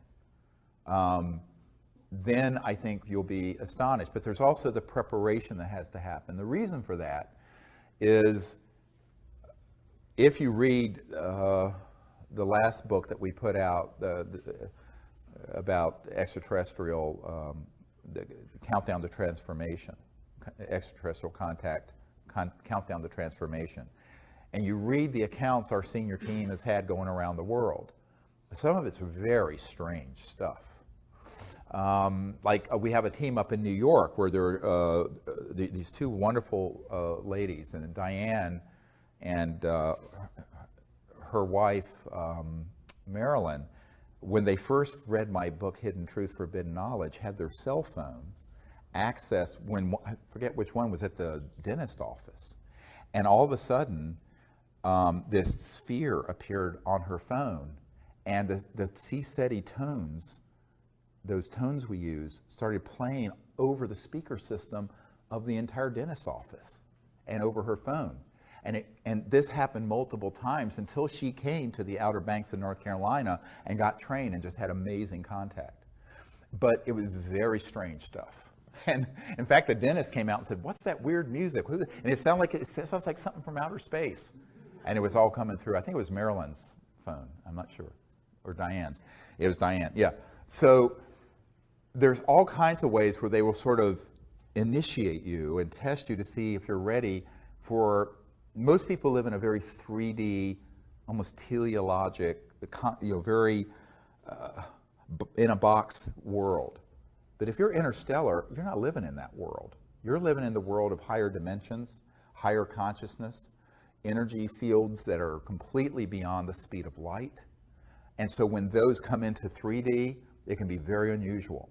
And so preparing yourself for contact involves understanding where mind and consciousness and thought and electromagnetic systems and all this phenomenon come together. There's a nexus where they come together. And that's why the development of higher states of consciousness and the meditative state is the foundation of the whole Close Encounters of the Fifth Kind initiative. It's very controversial amongst the nuts and bolts crowd in the UFO subculture. I said, yes, but you're not dealing with civilizations using a piece of junk like this. They're not communicating using the speed of light. Because if they're from the Andromeda Galaxy, which one of the ETs that came at Joshua Tree told us he was from the Andromeda Galaxy. And we have a photo of it. It's on our website. Go look at it. This is 2.5 million light years from Earth. At the speed of light, it would take 5 million years to get a signal from there to here and back. 5 million years. Homo sapiens haven't been on Earth for 5 million years. So now that means that they're using technologies that are transdimensional, going beyond the speed of light, and which also, it so happens, interface with thought forms, energy fields that are in the realm of the thought. What used to be relegated to the mystics, but now is something we have to accept as the real science of the future. And so this is where the science of consciousness and the science of transdimensional and interstellar technologies are going to have to come together, which is actually my first great love. This is actually what got me involved in all this, because before I was a medical doctor, I'd had a near-death experience, and I had this, even though I was raised an atheist, I had this experience of the unbounded being, and it was beautiful. It was a God consciousness experience, for lack of a better word. And I realized that the mind, the consciousness within every single person is infinite, and everything is folded within it. So I began to learn meditation and became a meditation teacher. I was a meditation teacher before I was an emergency doctor. And what I learned was that this became key, and that's why right after, 6 months after that near-death experience, I had this amazing contact experience that I recount in Hidden Truth, Forbidden Knowledge. But I think that it makes total sense, and it's the sort of thing nobody really wants to talk about in polite circles scientifically, because it sounds too weird. But if it's not a little weird, it's not extraterrestrial. It's probably something from Lockheed. And so educating yourself about the nature of where consciousness and thought and these technologies interface with their technologies. And in 1991, I wrote a paper that's in the first book I wrote that's called The Comprehensive Assessment of the UFO ETI, Extraterrestrial Intelligence Subject. And in it, I talk about technology-assisted consciousness and consciousness-assisted technologies, where the mind interfaces with these both ways, where the mind can interface with technology, but also where technologies can augment and project thought and awareness more accurately. And that's what these civilizations had. I got a call from a senior aerospace engineer at McDonnell Douglas Aerospace that became part of Boeing Phantom Works. They had their own Phantom Works, became part of Boeing covert programs, but it was still McDonnell Douglas back then. And he said, "How do you know this? This is the most accurate assessment any of us have ever read." And it turns out he had been on all kinds of committees, had known old man McDonald at McDonnell Douglas, and was on the Condon Committee to look into this at the University of Colorado in 1969. But he said that it's going to get you in a lot of trouble because it sounds a little far out there. And then he related me a story. He says, I was researching a case for McDonnell Douglas years ago, and it was in the Baja California in Mexico. And a craft had materialized, and this ET just appeared outside of it. And he had sort of a little black box, or rectangular box here at his solar plexus. And the person who had the encounter said that as clear as you would hear words in your ears, this being was communicating with his mind. And he was thinking back, and he knows that this device was receiving it and augmenting it and facilitating it. And it was going back and forth, all through thought. And he said that was a very, very solid case. He interviewed the people directly. And I said, well, that doesn't surprise me. I said, how else are you going to communicate interstellar? You have to go at the speed of thought, not the speed of electromagnetic signals. Now, this, of course, opens you up into the ridicule of the tinfoil hat crowd. But there is a serious science. And by the way, it is why the people at the science director at the CIA and other places know that we're onto the real thing. I had an NSA guy come up to me and said, they're very mad at you because you figured out the Rosetta Stone of contact. And it involves consciousness and thought, transdimensional physics. But it is also the thing that gets you in the most trouble the most quickly in the conventional world, mainly because the conventional world has been miseducated about science, technology, consciousness, religion, thought, everything. I mean, it's almost like everything you know is wrong. But or partially wrong, but that's where you get the preparation, is really in developing your state of consciousness and having this intent. And then you just go out there and put yourself at service. And if you say, I'll be at service to doing this, almost anything is possible. What are your thoughts on crop circles? And do you have certain messages you think that they're trying to send through these? Great question about crop circles. And by the way, just hold Colin Andrews in your thoughts and prayers. I got an email late last night that He is in critical condition and is at Yale University Hospital with a type of heart condition, and he is in really critical condition. He's the premier crop circle researcher. He's a really good friend since 92, 91. So, you know, I was shocked to hear this last night. But I would say that, you know, the majority of crop circles at this point are hoaxed. However, the ones that have been authentic are really amazing. The problem is sifting out the noise from the sound. It's just like UFOs. You know, what part of it's man-made and disinformation and hoaxed, and what part of it is real. But my own sense of it is that it's certainly a way that they're trying to visually convey almost archetype knowledge of symbols and shapes and, if you will, sacred geometry through a very visual medium, transdimensionally. And the way I think they're created, because we interviewed, Colin Andrews and I interviewed a farmer, believe it or not, his name was Mr. Bull. It's like, you can't make that up either, near Alton Barnes. And he had been out on his farm in daytime, and there had been a crop circle that had formed, and then he was there when this energy field just came out of the sky, and it was like a dark, it was like a mobile black hole. And it came down, and all of a sudden, everything started swirling and moving and bending down around it. And what I figured out by studying the real crop circles, and you know, the CSETI logo is a crop circle that we communicated visually to the ETs that they put into a field in 1992. And that whole story is a fascinating story. But what I figured out is that what they're doing is that they're augmenting or increasing the gravitational field over a certain area, over with a template, if you will, like a cutout, like a blueprint, electromagnetic blueprint, that then goes and lays this down very quickly. Now, the ones that are hoaxed are just smushed down, but these are very fascinating. And so if you can imagine creating a counter-rotating electromagnetic field that causes levitation, which is what anti-gravity is, in a certain resonant frequency, using crystalline materials and nanocrystalline materials. I mean, we know exactly how this works. But then reverse that. You're increasing the gravitational field, so you can have an object way out in space, and it kind of targets an area very specifically and can create this energy field that then pulls the crop down instead of lifting it up, but in a very specific pattern. It goes very quickly. And that's how we figured out how they're making it, how they're making the authentic crop circles. Yes? Are we finished? Have you heard of the Kesh Foundation and any of his work? Yes, I've heard of them. We've corresponded, and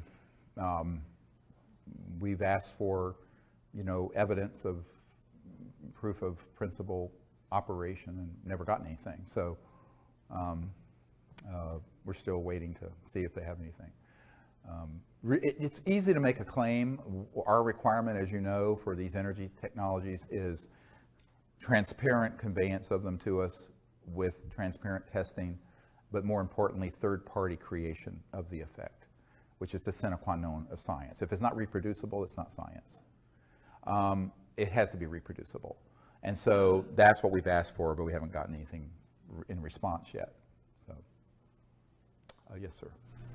You spoke about how difficult it would be for a craft to come down without getting shut down, that there are so many things in place that as soon as they would show up, somebody's there right away.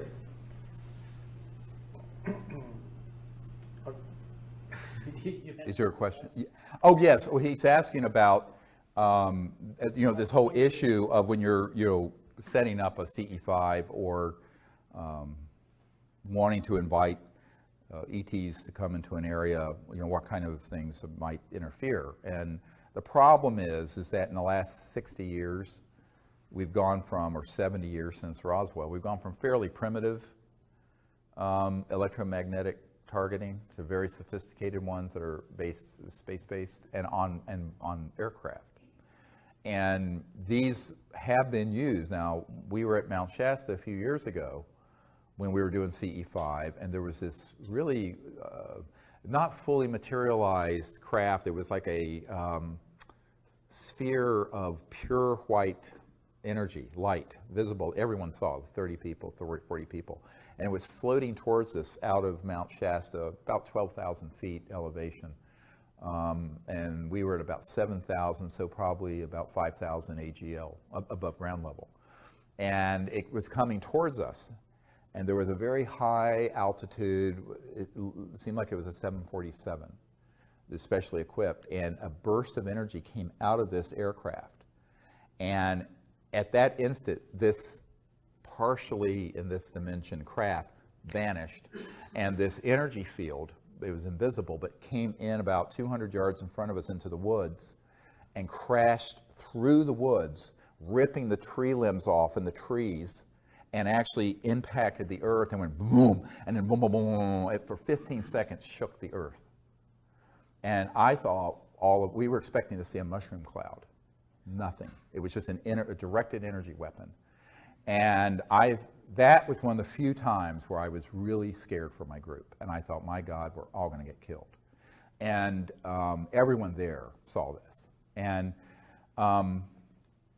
that's when, you know, a few things like that happen, and that's why one of our protocols is to always let the ETs know, don't do anything too risky, because we don't want you or us to get caught in the crossfire. This is why we initially started these briefings with the military, to ask that we have them deconflict their operations with ours, but they didn't listen, because the operations that want to interfere. Now, why would that happen? They don't want CE5 events to go so far that it results in a massive, open, dispositive event that can't be ambiguous. And that's why it tends to be quick, strange. Now, can that change? Yes, perhaps. But people have asked me, why don't you go to the Amazon? Or I don't think it matters, because the weapon systems I've been briefed on are geospatial. They can be moved, and there can be on what look like satellites or aircraft that can be anywhere in the world. So I think that that's why, as the head of this, I mean, there are thousands of people doing the CE5 initiative. I always tell people the biggest liability is if I'm there. So do it without me. Because they don't have enough assets to keep track of thousands of teams, but they can keep track of where I am. So, but when this happened, it made me realize that they had some new things that were quite amazing. But luckily, this particular ET object wasn't fully in this dimension. It was almost like a plasma energy that was floating towards us from way up in Mount Shasta, came out of the mountain. And we have actually some great videotapes of those objects coming out of the mountain, but this one was actually coming towards us when this object fired. And so that's why I always ask the ETs, you know, come, but don't do anything that is too risky for you or us. Do it only if it's safe and appropriate for this time and place. And, you know, I don't think that this is a huge problem for local contact teams that have 4 or 5 people scattered around, because, I mean, this group is large, but it's not omniscient and omnipresent. But when I'm doing something and it's obviously been announced and we're there with a whole group of trainees, it's certainly going to be monitored. So that's why I tell people that it's great as a training event. We have amazing sightings and events happen. But, I mean, the good news is I'm there. The bad news is I'm there. I mean, being quite honest with you. Yes, sir. And how would you, the contacts that you have, the communications that you have, how would you characterize them? Do they break down into, do you communicate about the same things or the same general things each time, or is it just all over the place? He's asking, you know, how the communications kind of break down into different types of communications and information. It actually is different with every group. And every time we go out, there's something new that happens I've never seen. And I've been doing this for 25 years. So if you read the book, Extraterrestrial Contact, Countdown to Transformation, what you'll see in that book is that there are literally thousands of different phenomena that happen and have happened over the years. And it runs the gamut to fully materialized objects that appear right over us, and people getting remote viewed information consciously, to we were sitting one time out in Orange County, and sitting right in front of all of us, I was doing just a weekend thing, there was a voice that started talking right in front of us in thin air.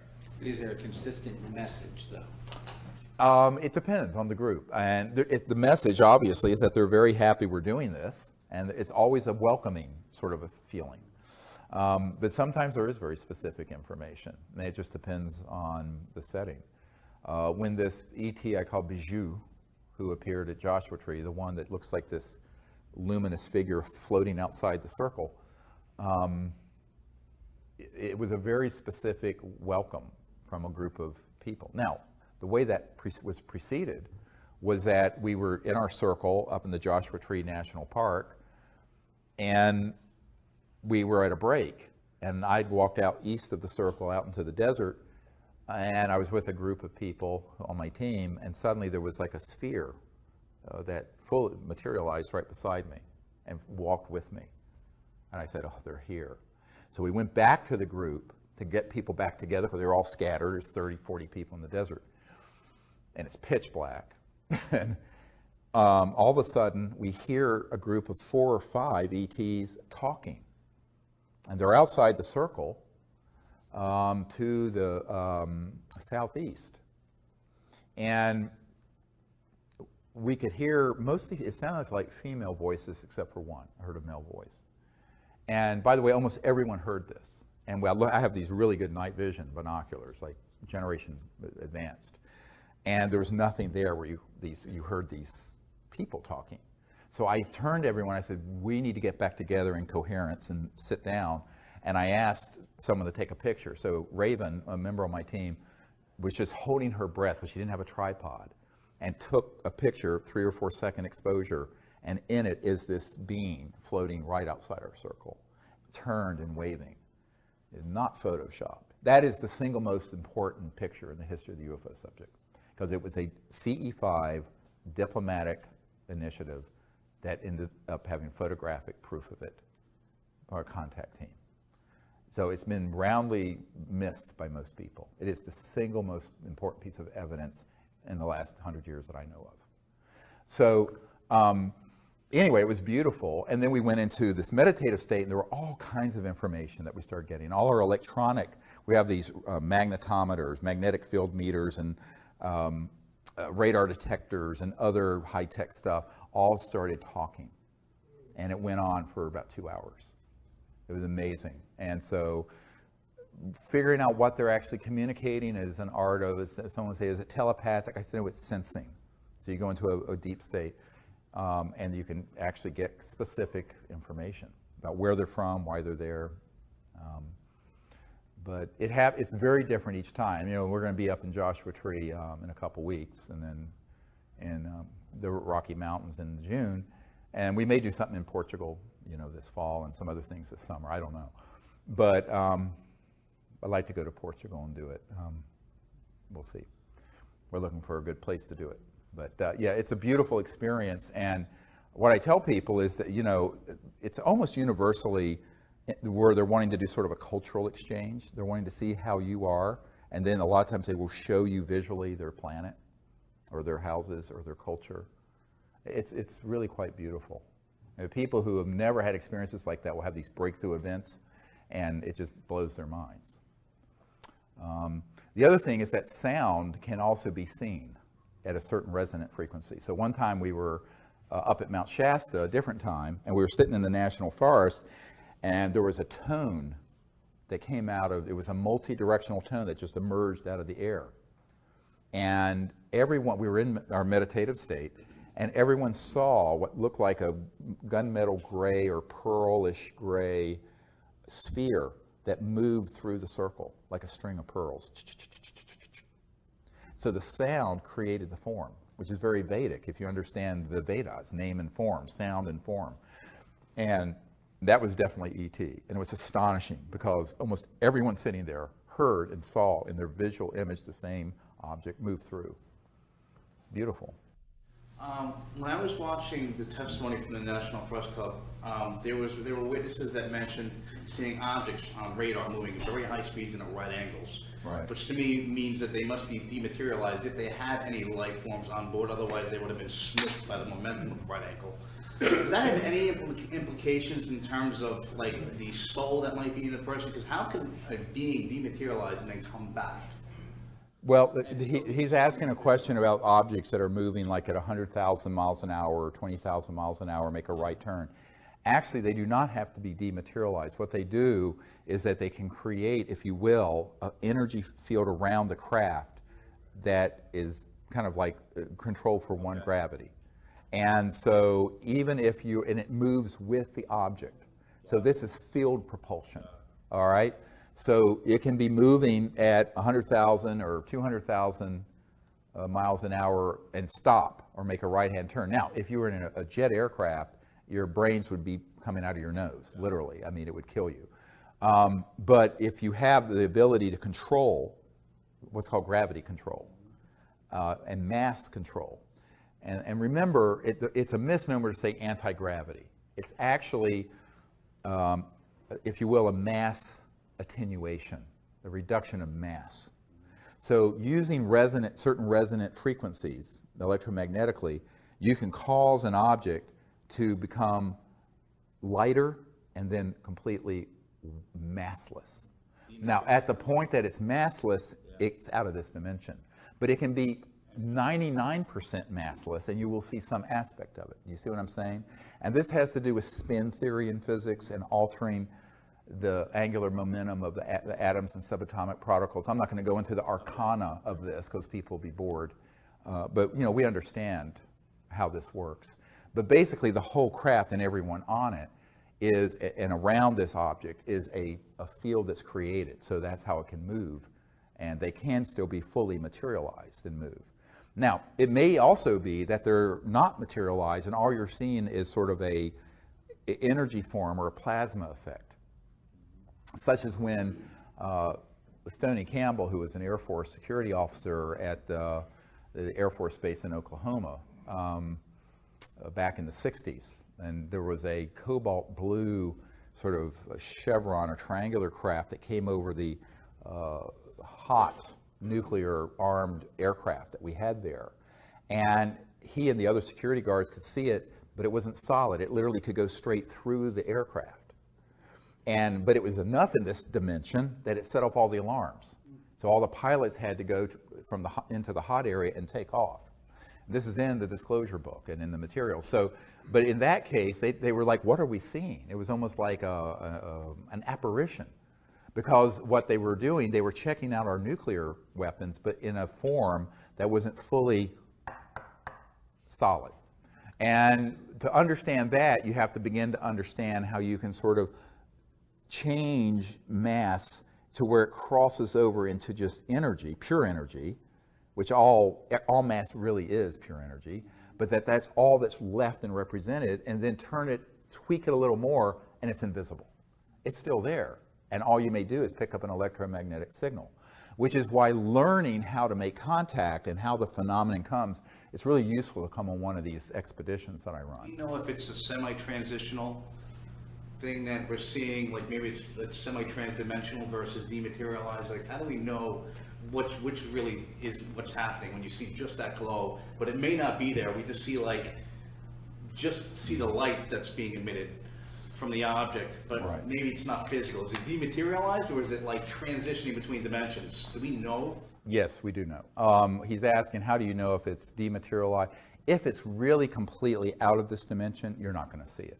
You may remote view it, and there may be an electromagnetic field effect, but visually you're not going to see it. Remember, your eyes only see a very limited spectrum. If you are seeing it, and it may be only transiently, it may only be like a heat wave effect, and you see this thing shimmering, and it comes in and out of this dimension. What it's doing, it's phasing in and out. And it can, at that point, fully materialize in an instant, fully dematerialize in an instant. And this is actually what Corso described. It wasn't in his book, but I mean, I saw it in his papers when I went to his house. had a stack of papers this big. And Colonel Corso had this encounter at White Sands where this craft materialized in broad daylight, and then it would dematerialize. And when it was dematerialized, there was just, it looked like a heat wave, you know, like a mirage in the desert, and then in the shape of the ship. And then it would go click and be fully materialized back. And it did this back and forth, showing him. All within the same dimension does it do this, or is it transitioning between dimensions as it does it? And that's what I'm saying. It's going from 3D into other D. Got it. Okay.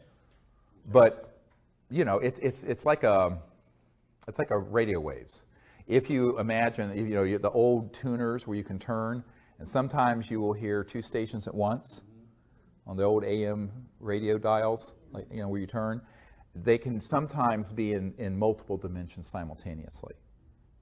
But that, you know, this is a really advanced discussion of the technologies. But, you know, yes, we do understand how they do it, and classified programs have also experimented with doing the same thing.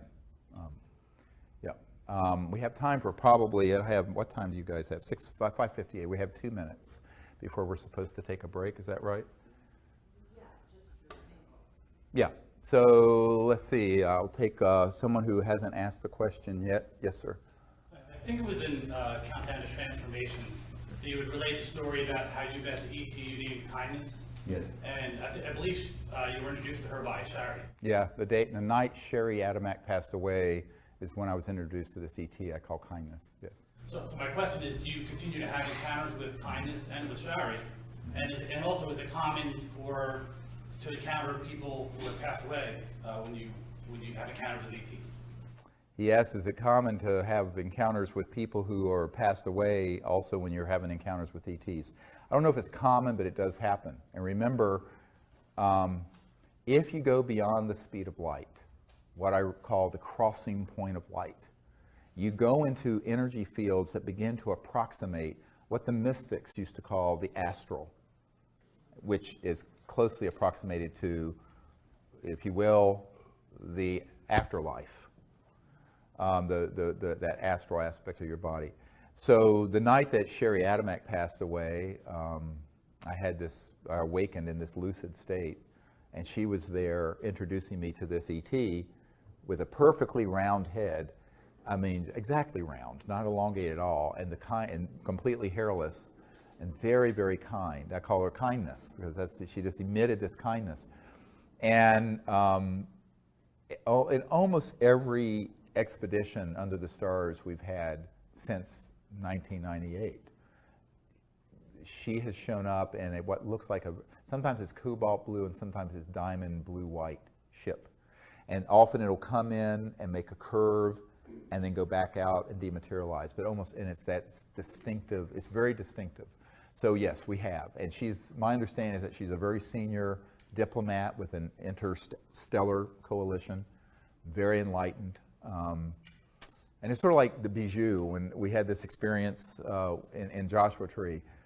The amount of just the development of consciousness of these life forms that have explored the cosmos for thousands, some of them millions of years, it's just stunning. And the intelligence. So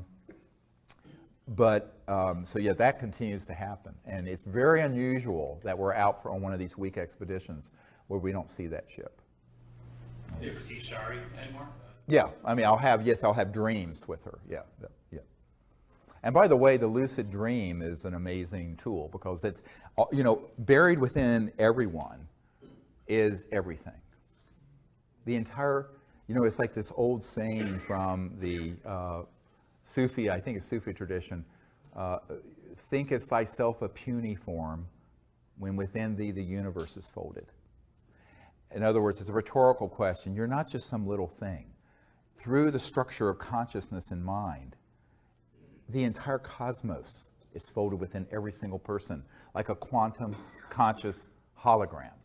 So we're all conscious quantum holograms, and the entirety of the cosmos and creation is folded within every single one of us. So that's why you can have a lucid dream or be in a meditative state and see other worlds and see other places or even other dimensions where people have, you know, passed on. And it's quite beautiful. Now, you know, trying to prove that scientifically, but it's a global experience. I mean, there's so many people who've had lucid dreams of something that's happened the next day. I mean, so there's empirical evidence, but you can't prove it. But ultimately, I think in the future we will have the ability technologically to prove these things. And until then, we can use, what God gave us, our own consciousness and thought and mind, and create a new world. Well, with that, I think it's a great place to end. It's a little after 6.